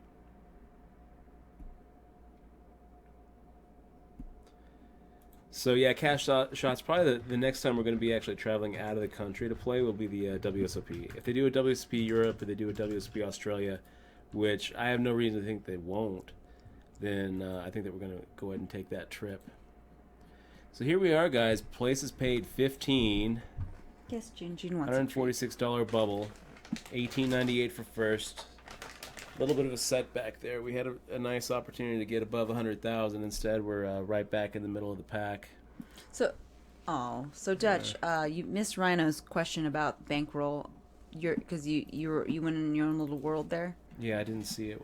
It was what's a good bankroll to have if you want to play 1-2, no limit, a few weeks, but not as a career. So 1-2 no limit for a few 10 weeks. grand. Is a good bankroll if you want to play 1-2. Yeah. Yeah. That's a good 1-2 bankroll. So there you're looking at 50 buy-ins, which is very comfortable. $6,000 is starting to kind of push it. Anything less than $6,000 is really pushing it. But at the same time, you've got another job, so you don't have to really worry about massaging your bankroll. So really, the answer is $200. Just do it, man. You got other money coming in. Poker is just going to be a hobby. You don't have to manage your you don't have to, and you don't have to play every week either. Because if you go broke, it's not that big of a deal. You have more money coming in. And you can stop playing poker until you build a bankroll and save up your money and play again. That's right. Bankroll management is only really important when you have to hold onto the bankroll to sustain your action. If you lose your bankroll, you are out of the game or out of a job. And back to minimum wage. I mean, it's. I wrote a pretty good article over at All In Magazine. Let me see if I can find the link. It explains a lot of this. Bankroll management. Let me find the link. Dutch Boyd's 5 concepts for bankroll management. Here it is.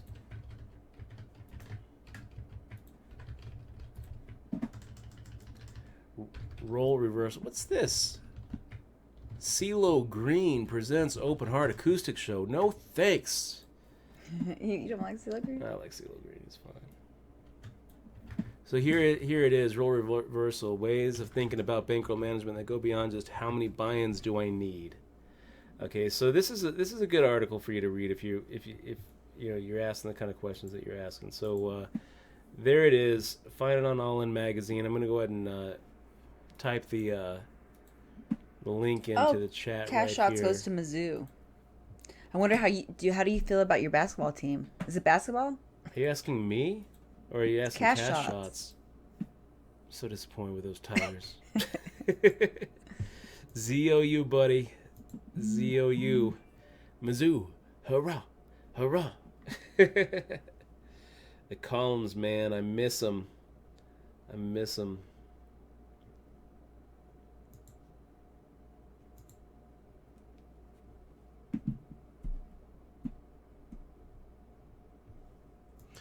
So Red Baron getting it in there against Zizzy's pocket aces on an ace with ace 4 on a. Where did that go? How'd that go? I need to take a look at the hand history and see here. Yeah, that was post flop, wasn't it? Let's fire out against Dat Dude. 3,300. There we are. 8-7 suited. It's not so bad. Did that go in all in on the flop? Why not? So Zizzy fires out an all in shove. And Red Baron actually calls with ace 4. Pretty sticky there, man. So firing out the same amount against Dat Dude on a 9-7-4 board. What is that? Wait. Should be good. What the man amount's $5,000 now? Where? At PCA, yeah. Oh, at PCA. Yeah. What was it before? 10K. So they made it lower? Yeah. Oh. Weird. Why? It's weird. Because their numbers were falling. Wow. So they figured that if they lowered the buy-in, then they would have more entrants, which should work. And it didn't work? Well, it did, yeah. I mean, there were more people going down for a $5,000 event than they would have for a 10K event. So this hand just went all sorts of south, guys. We fired out the C-bet on the flop. Then we're kind of putting Dat Dude on a Jack 10 type hand. When he makes the call. And now Dat Dude firing out $6,200 into a $15,600 pot. It's kind of hard to put Dat Dude on a stone cold bluff here. Especially considering that Dat Dude could easily put me on an ace, right? So like if Dat Dude is trying to put me on a hand here, the check on the turn probably means that like an ace 10, ace 8 is pretty likely. So I don't really think that Dat Dude is bluffing here. I think that this is probably a value bet with actually that type of hand, ace 10, ace 8. Like some sort of weakish ace is what it feels like to me. It feels like a value bet with that kind of hand.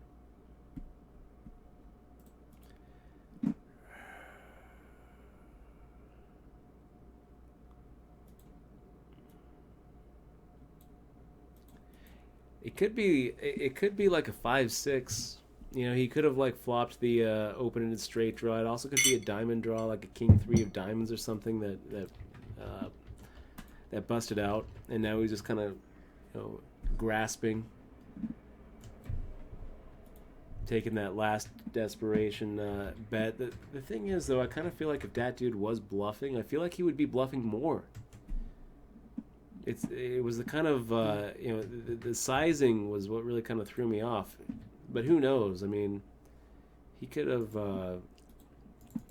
pushed us off the best hand. Poker Czar asking, what do you think will happen in the next 2 years in terms of online poker? Poker Czar, I don't really think too much is going to change.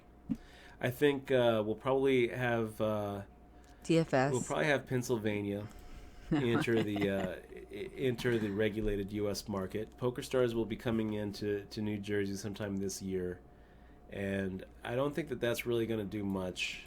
I really don't. I think that it'll just further split up the New Jersey market, which is already pretty small.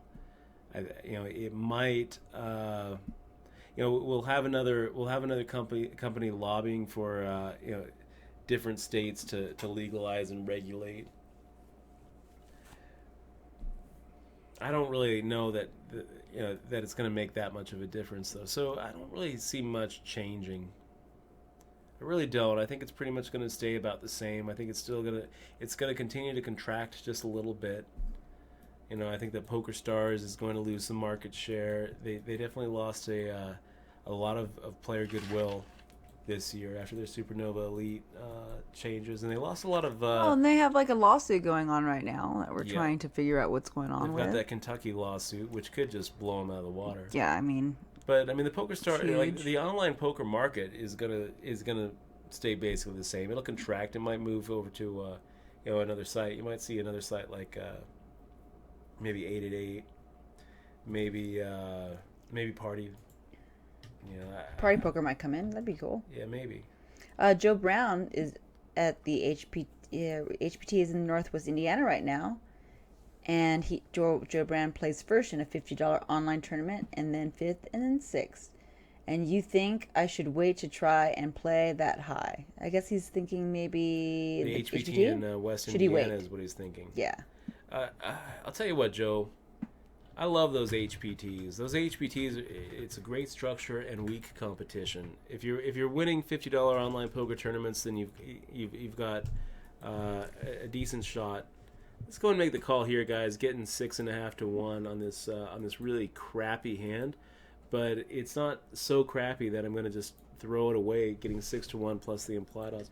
Joe, I mean, I feel like as far as whether you would be an equity favorite in that HPT, probably. I mean, HPT is a great structure and weak competition. It's the kind of buy-in that's not big enough for a lot of the circuit pros to travel to Indiana to play, and it's probably faced off right now. I mean,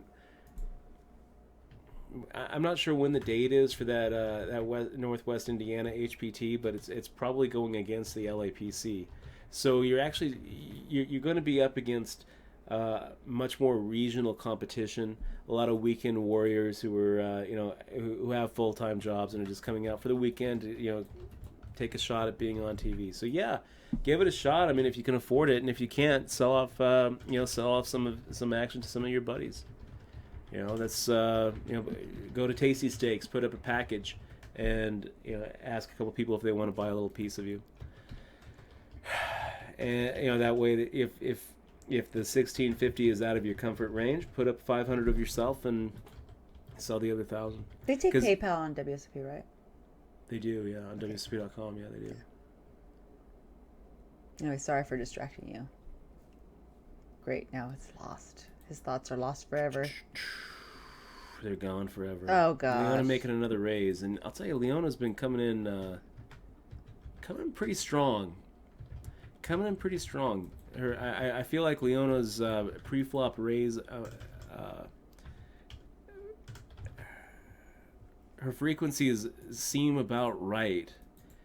And playing pretty aggressive. Here we have PDP Reno firing on a min bet into 8,600, and Leona decided to take advantage of that donk lead with a raise. I haven't really seen too many hands that Leona's had to turn over, which usually is a sign of a good player. Let me see if we've seen anything. Not yet. So you know what? I'm liking the way Leona's playing. For now, I'm going to go ahead and give the shark. Shark for now.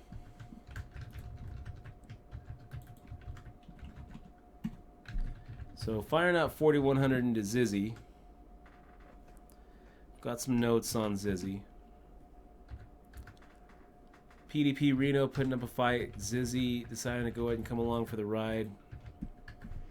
Ugh, I don't love it. I don't love it, but we're gonna try to continue to rep something here. I think that if we can get through PDP Reno, then I don't think Zizzy is gonna put up too much of a fight. Get through one. How about it, Zizzy? Done. There we go.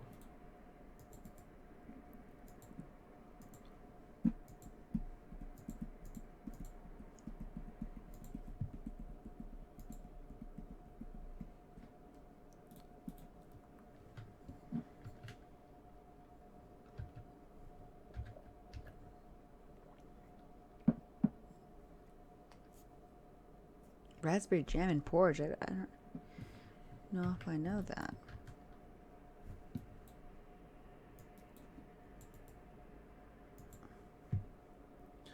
Ghost of M. I'm not saying that New Jersey is a small, is a small state. It's got a lot more of a population than Nevada. What I am saying is, as far as an online poker market, there aren't really that many people in New Jersey. You're looking at a core group of, like here in Nevada, we've got a state population somewhere around 2 million, and I think that that's probably a little bit exaggerated because so many people choose to have Nevada as their residence because there's no state income tax. I would think that New Jersey as a state population is probably looking around 4 or 5 times as many people as we have, right? I'm gonna take a wild guess and say that there's probably 10 million people in New Jersey. Let me find out. How many people in New Jersey? Google says 8.938 million, so pretty good guess on my part. So here on wsop.com, I would say that we have a core group of about 800 people, I think, on this site. And this is wsop.com. They have the deepest the deepest email list of anybody in the poker world except for PokerStars. So about 800 people playing for real money, which leads to this kind of prize pool, this kind of numbers. 92 people playing the biggest tournament of the day on a Thursday night. On the weekend, the Sunday tournament, the big Sunday tournament, the $200 buy-in, maybe we'll have 150 people. So New Jersey having about 4 times as many, that's going to lead to, I'd say about 3.5 times as many, 3 to 3.5 times as big of fields and as big of prize pools, which still means that their biggest tournament of the day is going to be like a 10K guaranteed, and their biggest tournament on the weekend is going to be that $200 tournament where maybe it's like a 50K guaranteed with 11,000, 12,000 for first place.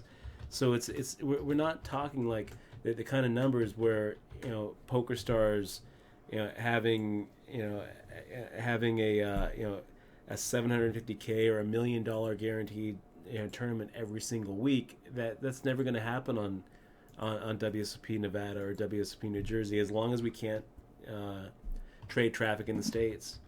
And as far as like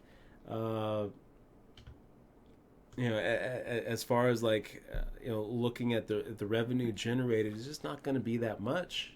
It's just not going to be that much. I think that we're looking at millions, not tens of millions, not hundreds of millions. We're looking at millions of dollars.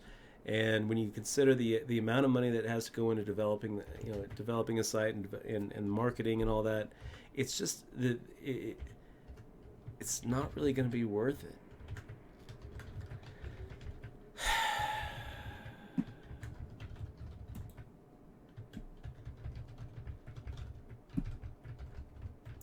I really feel like in order for poker to start getting bigger here in the States, we have to start coming up with interstate compacts. And right now all we have is Nevada sharing traffic with New Jersey. No, not with New Jersey, with Delaware, which Delaware is an even smaller market than Nevada. So if California gets in, though, California is a big enough state that it's like a small country. And I think that could be the domino that could lead to a lot of other states getting in. And if they start trading their traffic with other states, it could lead to another poker rush. Another poker explosion. You're awfully quiet over there, X-Moal. I'm answering somebody. I'm listening to your poker explosions. Every time I talk, I interrupt you, and like you forget what you're talking about, and then it's like interrupted, and then it's a different subject, and life is different. And you're talking about an explosion. What were you talking? So you don't even remember what you're talking about. I'm thinking California about pizza. Getting in. Okay, so Red Baron now making it 3 point something X. Pizza. I'm tempted to fire out a little 3-bet. Every move feels wrong here, so it's going to be a fold, but it's close. I don't like calling, but I don't hate 3-betting there. The only reason that we didn't was just because the amount was a little bit heavier than I would expect Red Baron to make with like a really weak hand. We get to see. So PDP Reno decided to just go ahead and limp with the Ace Jack. Red Baron, what were you coming in with? What did you have? Queen 10. So made it 6,300 with Queen 10 off. Hi, Ghost of M.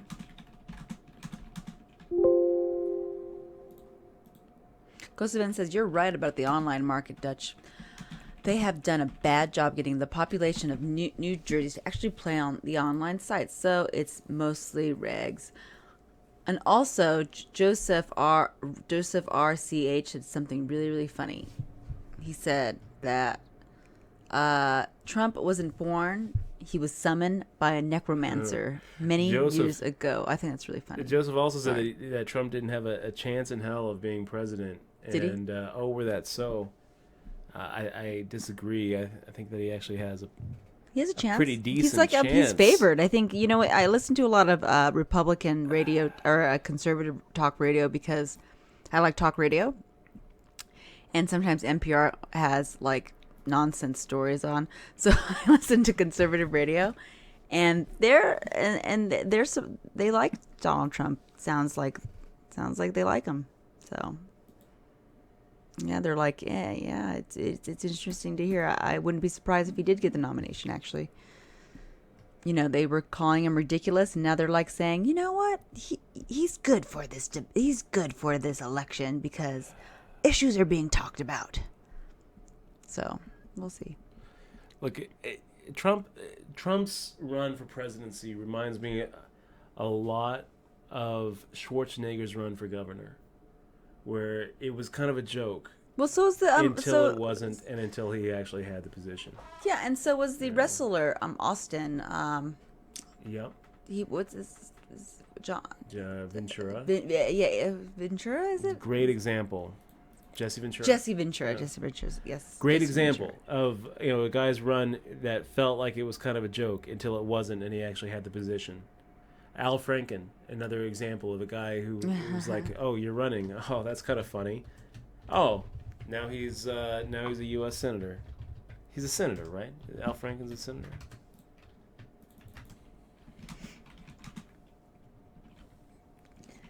Yeah, I mean, name recognition is one of the things that people vote on, because people, when they get to the voting booth, their memories, people don't remember what they want to vote for, and they recognize names, and everybody knows who Trump is. Yeah, and also H. Schwinn wants to see what that is behind you, Dutch. What is that behind you? What are you talking about? That wooden thing behind you. What is that? It's a spanking paddle. No, it's a peel. Show him it. Show him the wonderful fist bump. This is one of my Christmas presents. Take a look at that. It's for pizza. The gift that gets giving. It's a peel. We have to oil it up more, though. It looks like it needs oiling. So yes, X-Mall got that for me for Christmas, and I love it. What were you? Hey, D-Negs lover wants to know what you were wearing backwards and upside down visor. Why were you wearing a backwards upside down visor during the? He was Just he was to 20. annoy you, D-Negs. He was 22, Just 23 to annoy years you, old. D-Negs lover. That's He the only didn't know reason how to- I was wearing it. He didn't know how to. Because I thought, you know what? I think in 13 years, there's going to be a guy who's watched my Twitch stream who that just irritated. And I was like, No, I'm telling you, that's why I did it. Just to irritate D-Negs lover. no, he did it because he's young and he doesn't know how to dress. He wanted to be cool.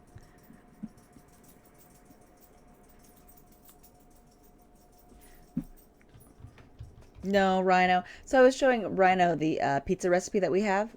Tell him how easy it is. It's not really that easy, Rhino. Yes, it is. Making the fold here against PDP Reno, making a pretty big raise, pretty hefty raise from under the gun there. 9-6 suited. 7,400. So if Red Baron makes it 7,400, I think it probably would have been a raise there. Laggity Taggity making a min raise. It's close. Yeah, I'll make a fold. So we're looking at what, 16 big blinds here in front of us, you guys? 17 big blinds. Somewhere around that, which is about the perfect 3-bet shove stack size. 16 out of 19, kind of right there on the bubble, but not really, not really close enough and low enough where a double up doesn't really significantly increase our expected value here. A lot of times you've seen us pretty, kind of lock down the chips and just take the bubble before getting too aggressive. One thing I would say though is we kind of have to expect some of these guys to. Wow, look at Laggity Taggity really quickly, 49.50, really quick. I'm gonna make the fold.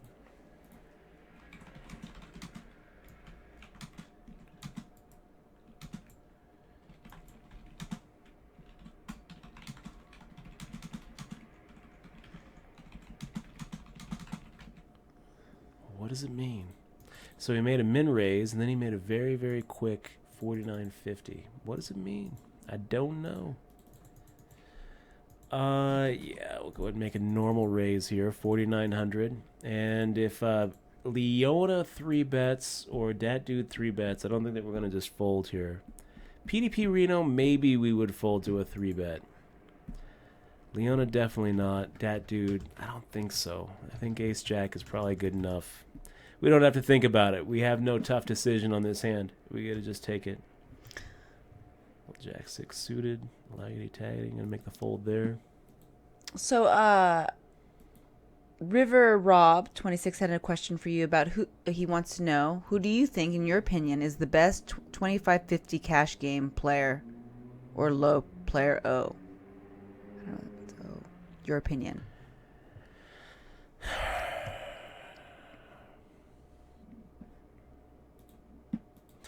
$25.50 no limit cash game over at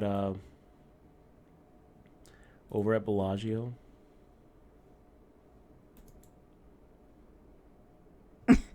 Donald Trump will shut down the internet. Let me think about it.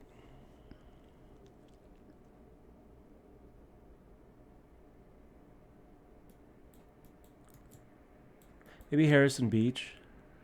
He's pretty damn good. And he attacks that game pretty good. I see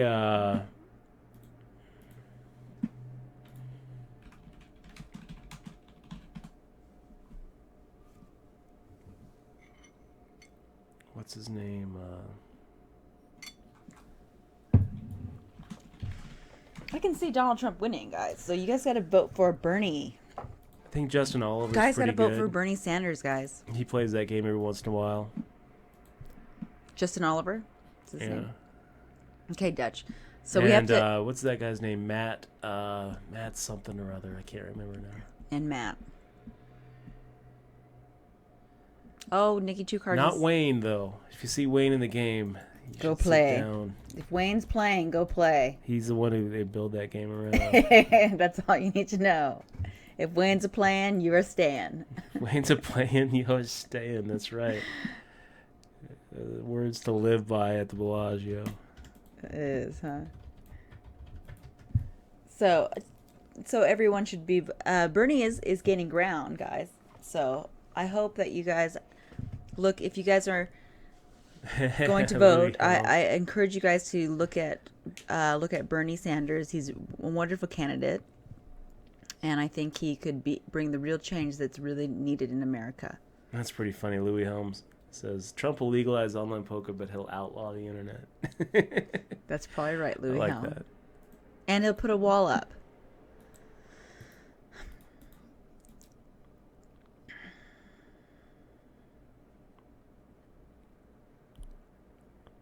Oh, cool, Nikki. 2 cards is 2 tables left. I think he said 2 tables, right? 2 tables. And he's 6th. So good luck, Nikki. It's a good free roll. Yeah, good luck, man. I hope you take it down.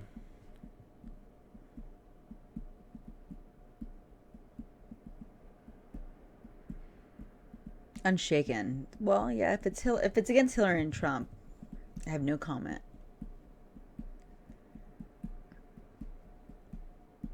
Yeah, I'm not really liking Hillary personally.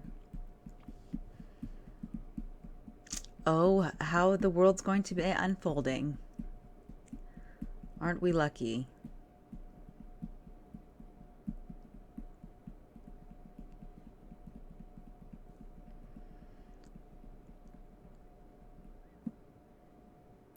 And plus, a lot of people like to see, they want to see what happens. What if I don't understand how anyone can say, at least we know what we're getting with Trump. We don't really know what we're Hillary. getting, because Trump is kind of like... And Hillary, we know what we're getting because she's been in politics for the last 20 years. I'm not saying that, like... Well, Trump is she's like... not my first choice, I feel like sure. Trump would definitely change his story quite a bit about things. But he would explain it in a way that was convincing. Whatever he would change it, you would be convinced.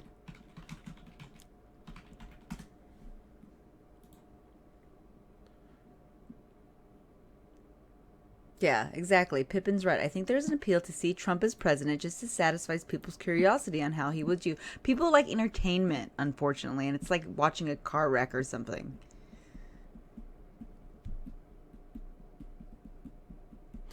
The best thing I heard about Trump was by John Mulaney. What's that? Wait, we have to show the thing about Trump. Wait, I have to find the video. John Mulaney? No. I gotta find the gift.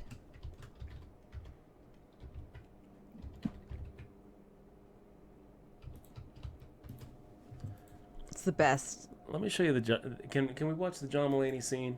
He was on the Seth Meyers show the other day. You guys got to watch this because John Mulaney right now, he's one of my favorites. We'll play this clip on break. No, the WWE one, dude. That's the one I was talking about. Oh, man. That clip. Yeah. Trump. That was really funny. Showing up on the sideline, ringside of WWE. That was crazy. Was that a recent one or is that a late? That wasn't a recent one, was it? Oh, Little Queen really 5 off suit against Sugar Bum.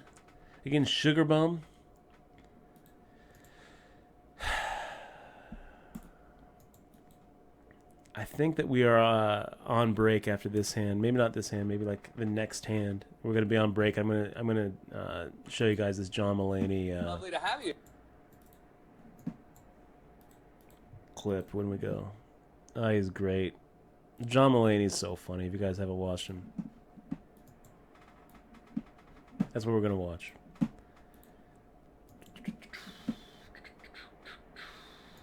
Actually, I'll just put that on the break screen. Who's John Mulaney? He's a comedian. Oh, about the thing. Stand-up comedian. Okay.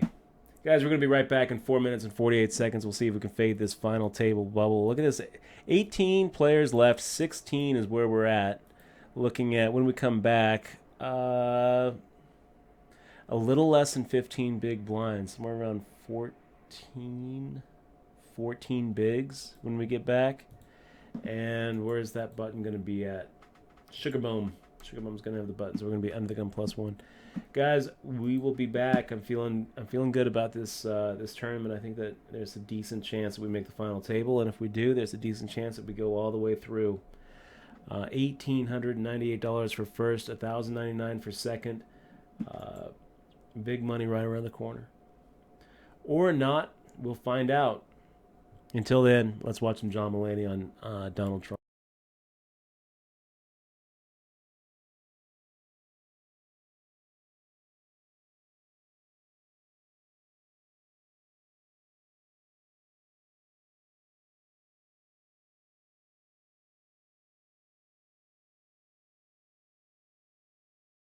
Here. Nice to be here on your talk show. Congrats on the special. It's great. Thank you. Thank you really for saying love that. it. That's and, very nice of you to say. Everybody should Thank check you. it out. Now, obviously, you were following the presidential campaigns. You had a great bit about Trump way before, years before he was pretending to run for president. Yes, he was still an odd person back then. Yes. This was in 2007 when he was just doing Celebrity Apprentice. And it was like, oh, that's about the weirdest he'll ever be. And then he topped that. Yeah, he really did. No, but I'm repeating myself, but what I said back then was that, to me, like, Trump is not a rich man. Donald Trump is like what a hobo imagines a rich man to be. Like, Trump was walking around under an underpass, and he heard some guy like, oh, as soon as my number comes in, I'm going to put up tall buildings with my name on them. I'll have fine golden hair. And a TV show where I fire Gene Simmons with my children. And Trump was like, that is how I will live my life. What is your take on this so far? Well, it's in keeping with him. Because when he makes a decision, he must think to himself, like, what would a cartoon rich person do? Run for president. So what's weird to me is, like, that the success kind of continues for him. But I realized something as to what might be causing that. You know, I watched 2 episodes of Family Feud back-to-back every day on the Game Show Network. Sure. Have I told you that? Yeah, okay, Yeah. we talked about this? Okay. Yeah, we have, yeah. Those of you that have never seen Family Feud, it's a nightly game show where 2 families, a white family and a fun family, square off. And they're supposed to answer... a white family and the family you root for. And then they're supposed to pick the 5, 7, or 9 most probable answers that are from a survey of 100 people. Yeah. And I know you're like, why are you re-explaining the rules of Family Feud? I'm mostly just like, what a wonderful set of rules. Yeah. Well, they are wonderful, but no one follows them because people on that show are just saying things. Yeah. Like if the show was called, hey, that's possible, a lot of people would be good at Family Feud. So here's what happens when you watch 2 episodes of Family Feud back-to-back every day on the Game Show Network, GSN. You don't become dumb. A lot of people might think you become dumb. You actually start to feel smart because you feel smarter than the people on Family Feud. But once your bar for intelligence becomes the people on Family Feud, 2 things happen. 1, you become very, very dumb. Yeah. And secondly, you start to think that the people that are good at Family Feud are smart. You know, they'll be like, name a vehicle that would come to a fire. And they're like, fire truck. And you're like, whoa, this guy's good at fast money. So that's what's happened with Donald Trump. He's not good at running for president. He's just good at Family Feud. And these other people are terrible at Family Feud. Right. So when the Steve Harvey of this election is like, name something that is bothering Americans. And Ted Cruz is like, Benghazi. But then Trump is like, all the problems. And that's the #1 answer up on the board. So he's pretty good at it. He's good. He's good at Family Feud. He's good at Family Feud.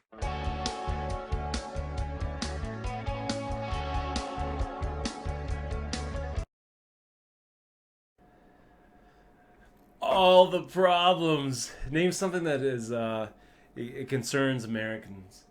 All the problems. He thinks it's so. I love John Mulaney. I think he's the best. I think he's just wonderful. Probably muted though, so people on YouTube probably just missed that. And if you guys on YouTube missed that, just you Google it. 'Cause, yeah, probably Google muted. John Mulaney. All the problems. King 8 suited against Laggity Taggity.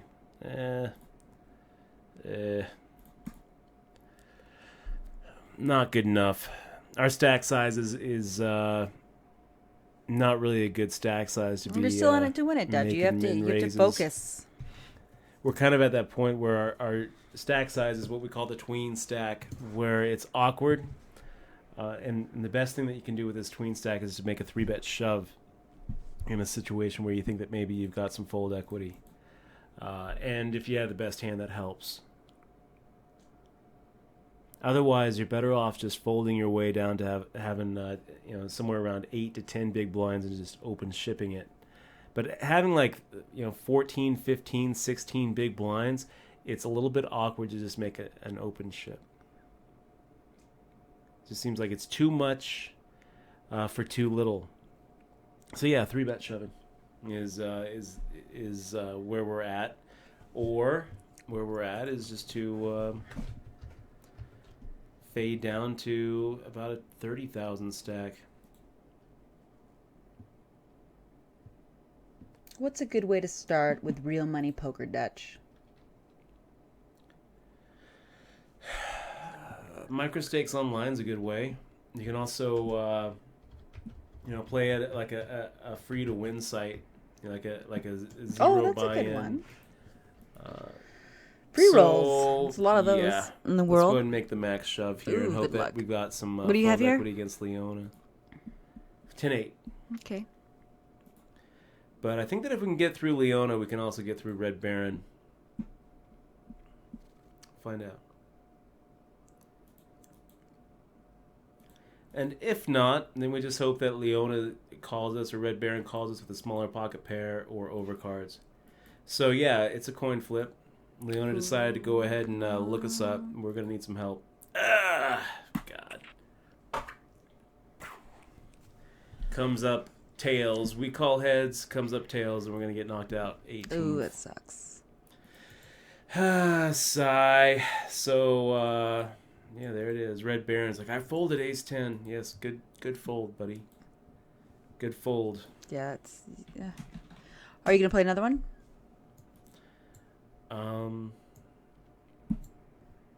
No, we're done. We'll be playing tomorrow. The Winter Festival continues tomorrow with a, what is it?